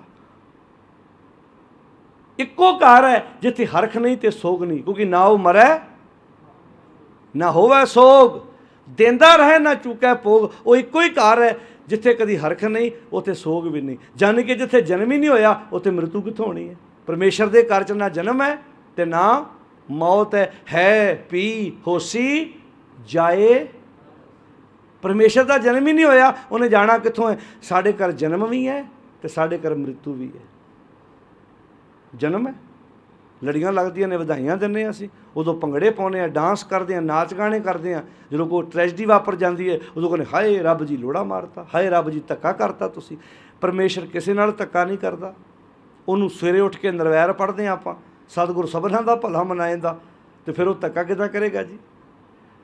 ਪਰ ਅਸੀਂ ਰੱਬ ਨੂੰ ਆਪਣੇ ਮੁਤਾਬਕ ਬਣਾ ਲਿਆ ਨਾ। ਬੱਸ ਤੁਰੀ ਜਾ ਰਹੀ ਹੈ, ਐਕਸੀਡੈਂਟ ਹੋ ਗਿਆ, 5 ਬੰਦੇ ਮਰ ਗਏ, ਵਿੱਚੋਂ ਕੁਝ ਬਚ ਗਏ। ਜਦੋਂ ਪੰਜਾਂ ਦੇ ਘਰ ਜਾਂਦੇ ਹਾਂ ਕੀ ਆਨੇ ਆ, ਰੱਬ ਨੇ ਲੋੜਾ ਮਾਰਤਾ, ਰੱਬ ਨੇ ਧੱਕਾ ਕਰਤਾ, ਰੱਬ ਨੇ ਜ਼ੁਲਮ ਕਰਤਾ, ਰੱਬ ਨੇ ਕਹਿਰ ਕਮਾਤਾ। ਜਿਹੜੇ ਬਚ ਗਏ ਜਦੋਂ ਉਹਨਾਂ ਦੇ ਘਰ ਜਾਂਦੇ ਆ ਕੀ ਕਹਿੰਦੇ ਆ, ਹੱਥ ਦੇ ਕੇ ਬਚਾ ਗਿਆ। ਰੱਬ ਦੋ ਨੇ, ਇੱਕ ਜਗ੍ਹਾ ਹੱਥ ਦੇ ਕੇ ਬਚਾਉਂਦਾ, ਇੱਕ ਜਗ੍ਹਾ ਜ਼ੁਲਮ ਕਰੀ ਜਾਂਦਾ। ਅੱਛਾ, ਜਿਨ੍ਹਾਂ ਦਾ ਬਚ ਗਏ ਉਹਨਾਂ ਦੇ ਦੋ ਸੀ, ਜਿਨ੍ਹਾਂ ਦਾ ਚਲਾ ਗਿਆ ਉਹਨਾਂ ਦਾ ਹੈ ਵੀ ਇੱਕੋ ਸੀ। ਉੱਥੇ ਜ਼ੁਲਮ ਵਾਲਾ ਬਣ ਗਿਆ, ਇੱਥੇ ਹੱਥ ਦੇ ਕੇ ਬਚਾ ਗਿਆ। ਪਿਆਰਿਓ, ਇਹਨਾਂ ਗੱਲਾਂ ਨਾਲ ਰੱਬ ਦੀ ਤੁਲਨਾ ਨਾ ਕਰੋ। ਗੁਰੂ ਗੋਬਿੰਦ ਸਿੰਘ ਦੇ 4 ਸਾਹਿਬਜ਼ਾਦਿਆਂ 'ਚੋਂ ਇੱਕ ਦਾ ਸੰਸਕਾਰ ਵੀ ਨਹੀਂ ਕੀਤਾ। ਆਨੰਦਕਾਰੀ ਤਾਂ ਬਹੁਤ ਦੂਰ ਦੀਆਂ ਗੱਲਾਂ, ਸੰਸਕਾਰ ਵੀ ਨਹੀਂ ਇੱਥੇ ਕਰ ਸਕੇ। ਤੇ ਕੀ ਕਹਿਣਗੇ, ਜ਼ੁਲਮ ਕਰਤਾ ਰੱਬ ਨੇ, ਕਹਿਰ ਕਮਾਤਾ ਹੈ। ਜੋ ਗਿਆਨ ਉਚਾਰਨ ਕਰਕੇ ਦਿੱਤਾ ਹੈ, ਉਹ ਗਿਆਨ ਨੂੰ ਜੀਉ ਕੇ ਵਿਖਾਇਆ ਹੈ ਸਾਨੂੰ, ਕਿ ਇੱਦਾਂ ਇਹ ਗਿਆਨ ਜ਼ਿੰਦਗੀ 'ਚ ਜੀਉ ਕੇ ਵੀ ਵੇਖਿਆ ਜਾ ਸਕਦਾ ਹੈ, ਇਹਨੂੰ ਹੰਢਾਇਆ ਜਾ ਸਕਦਾ ਹੈ। ਅੱਜ ਮਾੜੀ ਮਾੜੀ ਗੱਲ 'ਤੇ ਮੇਰੀ ਦੁਕਾਨ ਨਹੀਂ ਚੱਲੀ, ਮੇਰਾ ਕਾਰੋਬਾਰ ਸੈੱਟ ਨਹੀਂ ਹੁੰਦਾ, ਮੈਂ ਅੱਜ ਡਿਪਰੈਸ਼ਨ 'ਚ ਹਾਂ, ਮੈਂ ਆਹ ਕਰ ਲੱਗਾ, ਮੈਂ ਨਦੀ ਛਾਲ ਮਾਰ ਲੱਗਾ, ਮੈਨੂੰ ਫਲਾਣੇ ਨੇ ਗੱਲ ਕਹਿਤੀ। ਅਗਲਾ ਤਾਂ ਚਾਹੁੰਦਾ ਸੀ ਮੈਂ ਗੱਲ ਕਵਾਂ, ਇਹ ਜੀਵਨ ਲੀਲਾ ਖਤਮ ਕਰੇ, ਫਿਰ ਤਾਂ ਉਹ ਜਿੱਤ ਗਿਆ ਬੰਦਾ। ਜਿਹੜਾ ਤੁਹਾਨੂੰ ਪਰੇਸ਼ਾਨ ਕਰਨਾ ਚਾਹੁੰਦਾ ਹੈ, ਉਹ ਤਾਂ ਚਾਹੁੰਦਾ ਇਹਨੂੰ ਮੈਂ ਗੱਲ ਕਵਾਂ, ਪਰੇਸ਼ਾਨ ਹੋਵੇ। ਤੁਸੀਂ ਪਰੇਸ਼ਾਨ ਹੋ ਕੇ ਤੇ ਉਹਨੂੰ ਸਗੋਂ ਜਿਤਾ ਦਿੱਤਾ। ਉਹਨੂੰ ਹੱਸ ਕੇ ਵਿਖਾਓ ਕਿ ਤੇਰੀਆਂ ਕਹੀਆਂ ਹੋਈਆਂ ਗੱਲਾਂ ਦਾ ਮੇਰੇ 'ਤੇ ਕੋਈ ਅਸਰ ਨਹੀਂ ਹੈ। ਦੁਸ਼ਮਣ ਨੂੰ ਖਤਮ ਕਰਨ ਲਈ ਕਈ ਵਾਰੀ ਤੁਹਾਡਾ ਹਾਸਾ ਹੀ ਬੜਾ ਕਾਫੀ ਹੁੰਦਾ ਹੈ। ਜਿਵੇਂ ਗੁਰੂ ਗੋਬਿੰਦ ਸਿੰਘ ਨੂੰ ਉਹ ਮਨੋਬਲ ਡੇਗਣ ਲਈ ਪੁੱਤਰ ਕੁਰਬਾਨ, ਪੁੱਤਰਾਂ ਨੂੰ ਨੀਹਾਂ ਚਿਣ ਦਿੱਤਾ, ਘੇਰੇ ਪੈ ਗਏ, ਪਰ ਪਾਤਸ਼ਾਹ ਦੀ ਮੁਸਕਰਾਹਟ ਹੀ ਔਰੰਗਜ਼ੇਬ ਨੂੰ ਤੱਕ ਮੰਜੇ 'ਤੇ ਲੰਮਾ ਪਾ ਗਈ ਸੀ। ਵੀ ਕਿਆ ਬਾਤ ਹੈ ਜੀ, ਇਹ ਕਿਸ ਮਿੱਟੀ ਦੇ ਬਣੇ ਨੇ, ਵੀ ਜਿਹਨਾਂ ਦਾ ਪਰਿਵਾਰ ਚਲਾ ਗਿਆ, ਸਭ ਕੁਝ ਕੁਰਬਾਨ ਕਰਤਾ। ਮੀਰ ਮੰਨੂ ਦੀ ਜੇਲ੍ਹ 'ਚ ਛੋਟੇ ਛੋਟੇ ਬੱਚਿਆਂ ਦੇ ਟੁਕੜੇ ਕਰਕੇ ਮਾਵਾਂ ਦੇ ਗਲਾਂ 'ਚ ਹਾਰ ਪਾਏ ਗਏ। ਮਾਵਾਂ ਦੇ ਗਲਾਂ 'ਚ ਬੱਚਿਆਂ ਦੇ ਹਾਰ ਪੈਣ ਤੋਂ ਬਾਅਦ ਵੀ ਮਾਵਾਂ ਦੀ ਅਰਦਾਸ, ਬੇਨਤੀ, ਚੜ੍ਹਦੀ ਕਲਾ ਉਹਨਾਂ ਦੇ ਤਖਤ ਹਿਲਾ ਗਈ।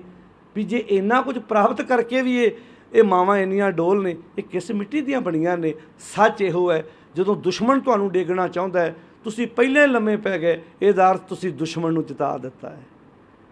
ਜਿਹੜਾ ਕਿਸੇ ਦੀ ਕਹੀ ਹੋਈ ਗੱਲ 'ਤੇ ਕਦਮ ਚੁੱਕ ਲਾ, ਮੈਂ ਤਾਂ ਮਰ ਲੱਗਾ, ਇਹ ਕੋਈ ਹੱਲ ਨਹੀਂ। ਲੜੋ ਹਾਲਾਤਾਂ ਨਾਲ, ਸਮੇਂ ਦੇ ਨਾਲ ਜੂਝਣਾ ਸਿੱਖੀਏ। ਜ਼ਿੰਦਗੀ ਦੇ ਵਿੱਚ ਇਹ ਜੀਵਨ ਬਾਰ-ਬਾਰ ਨਹੀਂ ਮਿਲਣਾ ਪਿਆਰਿਓ। ਜੀਵਨ ਮਿਲਿਆ, ਇਹਨੂੰ ਕਿਸੇ ਲੇਖੇ ਲਾ ਕੇ ਜਾਈਏ। ਇਹੋ ਜਿਹਾ ਜੀਵਨ ਪ੍ਰੇਰਨਾ ਸਰੋਤ ਬਣੇ, ਜਿਹੜਾ ਦੁਨੀਆ ਲੋਕ ਐਗਜ਼ੈਂਪਲਾਂ ਦੇਣ ਕਿ ਭਾਈ ਜੀਵਨ ਐਸਾ ਹੁੰਦਾ ਹੈ। ਕਿੰਨੇ ਲੋਕ ਦੁਨੀਆ 'ਤੇ ਆਏ, ਕਿੰਨੇ ਚਲੇ ਗਏ, ਕੌਣ ਕਿਹਨੂੰ ਪੁੱਛਦਾ ਹੈ। ਭਗਤ ਪੂਰਨ ਸਿੰਘ ਵਰਗੇ ਯੋਧਿਆਂ ਦਾ ਅੱਜ ਵੀ ਲੋਕ ਨਾਮ ਲੈਂਦੇ ਨੇ ਕਿ ਭਾਈ ਵੇਖੋ ਕਿੱਦਾਂ ਬਜ਼ੁਰਗਾਂ ਦੇ ਮੂੰਹ 'ਚ ਦੁੱਧ ਬ੍ਰੈਡ ਪਾਉਂਦੇ ਨੇ, ਕਿੱਦਾਂ ਮਰੀਜ਼ਾਂ ਨੂੰ ਸਾਂਭਦੇ ਨੇ। ਇੱਥੇ ਉਹ ਵੀ ਲੋਕ ਹੈਗੇ ਨੇ, ਕੋਠੀਆਂ ਤੇਰੀਆਂ ਭਾਵੇਂ 20 ਹੋਣ, ਪਰ ਜੇ ਤੂੰ ਮਾਂ ਨਾਲ ਚੰਗੀ ਤਰ੍ਹਾਂ ਨਹੀਂ ਬੋਲਦਾ, ਪਿਤਾ ਨਾਲ ਚੰਗੀ ਤਰ੍ਹਾਂ ਨਹੀਂ ਬੋਲਦਾ, ਘਰ 'ਚ ਚੰਗੀ ਤਰ੍ਹਾਂ ਤੇਰਾ ਵਿਹਾਰ ਨਹੀਂ, ਤੇਰੀ ਅਮੀਰੀ ਨੂੰ ਕਿਹਨੇ ਵੇਖਣਾ ਭਾਈ।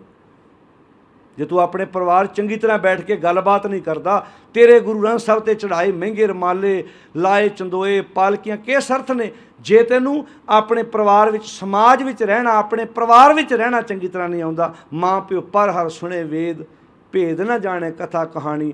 ਮਾਂ ਬਾਪ ਛੱਡ ਕੇ ਤੂੰ ਜਿੰਨੀਆਂ ਮਰਜ਼ੀ ਕਥਾ ਕਹਾਣੀਆਂ ਸੁਣੀ ਜਾ, ਤੇਰੇ ਵਾਸਤੇ ਕੋਈ ਅਰਥ ਨਹੀਂ। ਜਿੰਨੀ ਮਰਜ਼ੀ ਸੇਵਾ ਕਰੀ ਜਾ, ਮੈਂ ਫਲਾਣੇ ਤਖਤ 'ਤੇ ਯਾਤਰਾ ਕਰਨ ਚੱਲਿਆ, ਜੇ ਘਰ 'ਚ ਮਾਂ ਬਾਪ ਨੇ, ਸਾਡੇ ਵਾਸਤੇ ਸਭ ਤੋਂ ਵੱਡੇ ਇਹੋ ਹੀ ਤਖਤ ਨੇ। ਇਹਨਾਂ ਨੂੰ ਸਾਂਭ ਲਓ, ਵਿੱਚੋਂ ਸਮਾਂ ਲੱਗੇ ਤੇ ਸੇਵਾ ਕਰ ਆਓ, ਘੁੰਮ ਫਿਰ ਆਓ, ਕੋਈ ਗੱਲ ਨਹੀਂ। ਪਰ ਜੇ ਮਾਂ ਘਰ ਪਾਣੀ ਦੇ ਗਲਾਸ ਨੂੰ ਤੜਫਦੀ ਹੈ, ਘਰ ਮਾਂ ਨੂੰ ਖਿਚੜੀ ਚਾਹੀਦੀ ਹੈ, ਦਲੀਆ ਚਾਹੀਦਾ, ਨੋ ਕਵੇ, ਪਰਿਵਾਰ ਦਾ ਜੀ ਕਵੇ ਮੇਰੇ ਕੋਲ ਟਾਈਮ ਹੈ ਨਹੀਂ, ਕਿੱਥੇ ਚੱਲੇ ਆ, ਮੈਂ ਤੇ ਭਾਈ ਫਲਾਣੇ ਥਾਂ ਤੇ ਦਰਸ਼ਨ ਕਰਨ ਚੱਲੇ ਆ। ਜੇ ਅਸੀਂ ਘਰ ਹੀ ਮਰੀਜ਼ ਨੂੰ ਨਹੀਂ ਸਾਂਭਿਆ, ਪੱਥਰਾਂ ਤੇ ਦੁੱਧ ਰੋੜੀ ਜਾਂਦੇ ਆ, ਜਿਨ੍ਹਾਂ 'ਚ ਜਾਨ ਹੈ ਉਹਨਾਂ ਨੂੰ ਪੁੱਛਣ ਨੂੰ ਤਿਆਰ ਨਹੀਂ। ਕਿੱਥੋਂ ਸੁੱਖ, ਕਿੱਥੋਂ ਸ਼ਾਂਤੀ, ਕਿੱਥੋਂ ਟਿਕਾ ਲੱਭਦੇ ਫਿਰਦੇ ਹਾਂ, ਕਿਉਂਕਿ ਪਦਾਰਥਵਾਦੀ ਯੁੱਗ ਵਿੱਚ ਅਸੀਂ ਸਕੂਨ ਨਹੀਂ ਲੱਭ ਸਕੇ। ਜਿਹਨੂੰ ਲੱਭ ਗਿਆ ਉਹ ਤਾਂ ਮਾਂ ਨੂੰ ਕਿਤੇ ਬੁਖਾਰ ਚੜ੍ਹਿਆ ਹੋਵੇ, 10 ਮਿੰਟ ਮਾਂ ਦੀਆਂ ਲੱਤਾਂ ਦਬਾ ਕੇ ਵੇਖ, ਜੰਨਤ ਵਿੱਚ ਪਹੁੰਚ ਜਾਏਗਾ ਆਪਣੇ ਆਪ ਹੀ। ਜਦੋਂ ਉਹਦੇ ਅੰਦਰੋਂ ਅਸੀਸ ਨਿਕਲਣੀ ਆ ਨਾ, ਤੇਰੀਆਂ ਕਈ ਉਲਝਣਾਂ ਆਪਣੇ ਆਪ ਹੀ ਖੁੱਲ੍ਹ ਜਾਣੀਆਂ ਨੇ।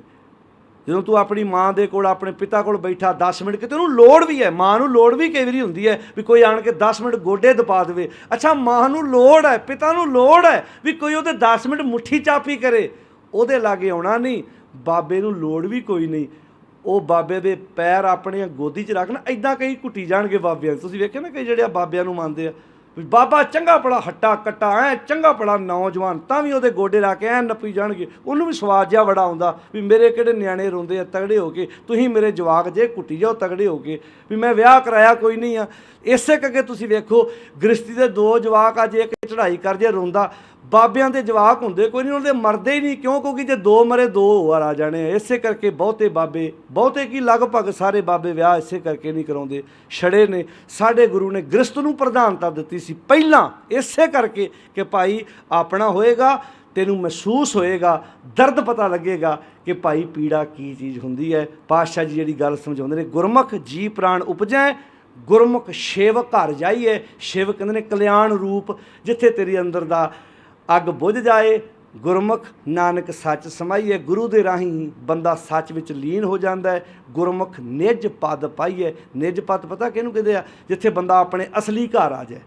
ਅਸਲੀ ਘਰ ਕਿਹੜਾ? ਨਿਜ ਘਰ ਮਹਿਲ ਪਾਵੋ ਸੁਖ ਸਹਿਜੇ, ਬੌਰ ਨਾ ਹੋਏਗੋ ਫੇਰਾ। ਜਿੱਥੇ ਮੁੜ ਕੇ ਜੰਮਣ ਮਰਨੇ ਮੁੱਕ ਗਿਆ, ਬੰਦਾ ਐਨ ਟਿਕਾ ਵਿੱਚ ਆ ਗਿਆ। ਇਹ ਸਾਨੂੰ ਗੁਰਮਤ ਸਿਖਾਉਂਦੀ ਹੈ ਜੀਵਨ ਜਾਚ। ਆਓ ਭਾਈ ਧੰਨ ਗੁਰੂ ਨਾਨਕ ਸਾਹਿਬ ਮਹਾਰਾਜ ਜੀ ਦੀ ਰਸਨਾ ਤੋਂ ਉਚਾਰਨ ਕੀਤਾ ਹੋਇਆ ਪਾਵਨ ਸ਼ਬਦ, ਜਿਸ ਦੀ ਆਪਾਂ ਵਿਚਾਰ ਸਾਂਝੀ ਕੀਤੀ ਹੈ। ਪਾਤਸ਼ਾਹ ਜੀ ਇਹ ਸਮਝਾਉਂਦੇ ਨੇ, ਗੁਰੂ ਇੱਕ ਅਜਿਹਾ ਦਰਿਆ ਹੈ ਜਿਹ 'ਚ ਨਹਾਈਏ, ਇਸ਼ਨਾਨ ਕਰੀਏ ਅਤੇ ਆਪਣੇ ਪਰਿਵਾਰਾਂ ਨੂੰ ਵਧੀਆ ਤਰੀਕੇ ਨਾਲ ਜ਼ਿੰਦਗੀ ਜਿਉਣ ਦੀ ਪ੍ਰੇਰਨਾ ਦਈਏ। ਆਪਣੇ ਪੁੱਤਰਾਂ ਧੀਆਂ ਨੂੰ ਚੰਗੀ ਸਿੱਖਿਆ ਦਿਓ।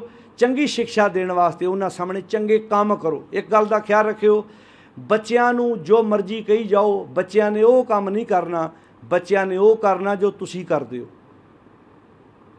ਤੁਸੀਂ ਬੱਚੇ ਨੂੰ ਜਿੰਨਾ ਮਰਜ਼ੀ ਲੈਕਚਰ ਦੇਈ ਜਾਓ, ਵੱਡਿਆਂ ਦਾ ਸਤਿਕਾਰ ਕਰਨਾ ਚਾਹੀਦਾ ਹੈ, ਵੱਡਿਆਂ ਦੀ ਸੇਵਾ ਕਰਨੀ ਚਾਹੀਦੀ ਹੈ, ਪਰ ਬਾਪ ਨੂੰ ਉਹਨੇ ਕਦੀ ਮਾਂ ਕੋਲ ਬੈਠੇ ਨਾ ਵੇਖਿਆ ਹੋਵੇ, ਕਦੀ ਉਹਨੇ ਬਾਪੂ ਨਾਲ ਗੱਲਾਂ ਕਰਦੇ ਨਾ ਵੇਖਿਆ ਹੋਵੇ, ਕਦੀ ਮਾਂ ਦੀਆਂ 10 ਮਿੰਟ ਬਾਹਾਂ ਲੱਤਾਂ ਨਾਲ ਦਬਾਉਂਦਿਆਂ ਵੇਖਿਆ ਹੋਵੇ, ਤੇ ਪੋਤਰੇ 'ਤੇ ਕਈ ਗੱਲ ਦਾ ਅਸਰ ਹੋਏਗਾ ਜੀ। ਬੋਲ ਕੇ ਦੱਸਿਓ। ਉਹਨੇ ਕਹਿਣਾ ਇਹ ਬਾਪੂ ਥੋਥੀਆਂ ਗੱਲਾਂ ਕਰਦਾ। ਜਾਂ ਧੀ ਨੂੰ ਕਹੋ ਕਿ 10 ਮਿੰਟ ਦਾਦੀ ਕੋਲ ਬੈਠ, ਗੱਲਾਂ ਕਰ, ਉਹਦੇ ਨਾਲ ਬਾਤਾਂ ਕਰ, ਤੇ ਫਿਰ ਜੇ ਨੋ ਕਰਦੀ ਹੋਏਗੀ, ਧੀ ਦਾ ਆਪਣੇ ਆਪ ਹੀ ਦਾਦੀ ਦੇ ਨਾਲ ਝੁਕਾਅ ਬਣੇਗਾ। ਟਾਵੇਂ ਪਰਿਵਾਰ ਨੇ ਜਿੱਥੇ ਦਾਦੀਆਂ ਦਾ ਪੋਤਰੇ ਪੋਤਰੀਆਂ ਨਾਲ ਸਨੇਹ ਹੈ, ਸਿਰ ਝੁਕਦਾ ਉਹਨਾਂ ਪਰਿਵਾਰਾਂ ਗਾੜੀ ਜਿੱਥੇ ਅਜੇ ਤੱਕ ਵੀ 2-2 3-3 ਪੀੜ੍ਹੀਆਂ ਦੀ ਅਟੈਚਮੈਂਟ ਹੈ। ਨਹੀਂ ਤਾਂ ਬਹੁਤਿਆਂ ਘਰਾਂ 'ਚ ਪੋਤਰੇ ਪੋਤਰੀਆਂ ਦਾਦੇ ਦਾਦੀ ਨਾਲ ਬੋਲ ਕੇ ਵੀ ਰਾਜੀ, ਉੱਚੀ ਬੋਲੋ, ਨਹੀਂ ਹੈਗੇ। ਬਸ ਇੱਥੇ ਅਸੀਂ ਖਾਲੀ ਹੋ ਗਏ। ਉੱਦਾਂ ਅਸੀਂ ਕਹਾਂਗੇ ਮੈਂ ਤਾਂ ਪ੍ਰਭਾਤ ਫੇਰੀਆਂ ਬੜੀਆਂ ਕੱਢਦਾ, ਮੈਂ ਤਾਂ ਨਿਸ਼ਾਨ ਸਾਹਿਬ ਲੈ ਕੇ ਜਾਂਦਾ, ਮੈਂ ਤਾਂ ਢੋਲਕੀ ਕੁੱਟਦਾ, ਮੈਂ ਤਾਂ ਚਿਮਟੇ ਖੜਕਾਉਣਾ, ਮੈਂ ਤਾਂ ਬੜੀ ਸੇਵਾ ਕਰਦਾ। ਪਾਤਸ਼ਾਹ ਕਹਿੰਦੇ ਸਾਰਾ ਕੁਝ ਤੇਰੇ ਜੀਵਨ 'ਚੋਂ ਵੇਖਿਆ ਜਾਣਾ। ਤੂੰ ਰਹਿੰਦਾ ਕਿੱਦਾਂ, ਤੇਰਾ ਰਹਿਣ ਸਹਿਣ ਕੀ ਹੈ, ਤੂੰ ਆਪਣੀ ਜ਼ਿੰਦਗੀ ਨੂੰ ਕਿੱਦਾਂ ਜੀਉ ਕੇ ਵੇਖਦਾ। ਆਓ ਗੁਰੂ ਬਖਸ਼ਿਸ਼ ਕਰੇ। ਤੁਹਾਡਾ ਤਹਿ ਦਿਲੋਂ ਧੰਨਵਾਦ। ਤੁਸੀਂ ਰਜੇਵਿਆਂ ਭਰੀ ਜ਼ਿੰਦਗੀ 'ਚੋਂ ਸਮਾਂ ਕੱਢ ਕੇ ਸਤਿਗੁਰੂ ਦੀ ਗੋਦ ਵਿੱਚ ਅੱਜ ਸਵੇਰ ਦੇ ਦੀਵਾਨ ਦੀ ਹਾਜ਼ਰੀ ਭਰੀ ਹੈ। ਸ਼ਾਮ ਨੂੰ ਫਿਰ ਇਸੇ ਤਰ੍ਹਾਂ ਹੀ 7:30 ਤੋਂ 8 ਵਜੇ ਤੱਕ ਕੀਰਤਨ ਹੋਏਗਾ। 8 ਤੋਂ ਲੈ ਕੇ ਫਿਰ ਲਗਾਤਾਰ ਆਪਾਂ ਜਿੰਨਾ ਵੀ ਸਮਾਂ ਬਾਣੀ ਦੀ ਵਿਚਾਰ ਆਪਾਂ ਰਲ ਕੇ ਗੱਲ ਕਰਾਂਗੇ। ਇਹ ਸਾਰੇ ਸਮਾਗਮ ਕਿਸਾਨੀ ਅੰਦੋਲਨ ਨੂੰ ਸਮਰਪਿਤ ਮਾਲਕ ਕਿਰਪਾ ਕਰੇ, ਕਿਤੇ ਇਹਨਾਂ ਦੀ ਮਤ ਬੁੱਧ ਬਦਲੇ, ਕਿਤੇ ਲੀਡਰਸ਼ਿਪ ਦੀ ਇਹ ਆਪਣੀ ਹੈਂਕੜ ਤੋਂ ਥੱਲੇ ਆ ਜਾਣ, ਅਤੇ ਜਿਹੜਾ ਨੁਕਸਾਨ ਹੋ ਰਿਹਾ ਹੈ ਇਹ ਤੋਂ ਤੌਬਾ ਕਰਨ, ਪਛਾਣ ਮੋੜ ਆਉਣ, ਇਹ ਕਾਲੇ ਕਾਨੂੰਨ ਰੱਦ ਹੋ ਜਾਣ, ਅਤੇ ਸ਼ਾਇਦ ਸਰਕਾਰਾਂ ਬਾਰੇ ਕੋਈ ਮਾੜੀ ਮੋਟ ਕੋਈ ਇਹਨਾਂ ਦੀ ਇੱਜ਼ਤ ਰਹਿ ਜਾਏ। ਨਹੀਂ ਤਾਂ ਹਾਲਾਤ ਬੜੇ ਖਤਰਨਾਕ ਬਣੇ ਪਏ ਨੇ। ਅਤੇ ਆਪਾਂ ਇਹ ਸਮਝਿਆ ਕਿ ਇਹ ਜੰਗ ਇਕੱਲੀ ਕਿਸਾਨ ਮਜ਼ਦੂਰ ਦੀ ਨਹੀਂ, ਜੰਗ ਸਾਡੀ ਸਾਰਿਆਂ ਦੀ ਸਾਂਝੀ ਹੈ। ਆਓ ਸਾਰਿਆਂ ਦਾ ਧੰਨਵਾਦ। ਮਾਲਕ ਦੇ ਚਰਨਾਂ 'ਚ ਇਹੋ ਅਰਦਾਸ ਬੇਨਤੀ ਹੈ, ਗੁਰਮਤਿ ਅਸੀਂ ਆਪਣੇ ਘਰਾਂ 'ਚ ਲੈ ਕੇ ਆਈਏ, ਮਨਮਤ ਨੂੰ ਆਪਣੇ ਘਰਾਂ 'ਚੋਂ ਹੂੰਜ ਕੇ ਬਾਹਰ ਕੱਢੀਏ। ਜੇ ਅਸੀਂ ਸੱਚੀ ਆਤਮਿਕ ਤੌਰ 'ਤੇ ਸੁਖੀ ਹੋਣਾ ਚਾਹੁੰਦੇ ਆ। ਇੰਨੇ ਕੁ ਬਚਨ ਪ੍ਰਵਾਨ ਕਰਨੇ ਜੀ। ਅਦਬ ਸਤਿਕਾਰ ਨਾਲ ਫਤਿਹ ਬੁਲਾਓ, ਬਹੁਤ ਪਿਆਰ ਨਾਲ ਆਖੋ ਜੀ ਵਾਹਿਗੁਰੂ ਜੀ ਕਾ ਖਾਲਸਾ ਵਾਹਿਗੁਰੂ ਜੀ ਕੀ ਫਤਿਹ।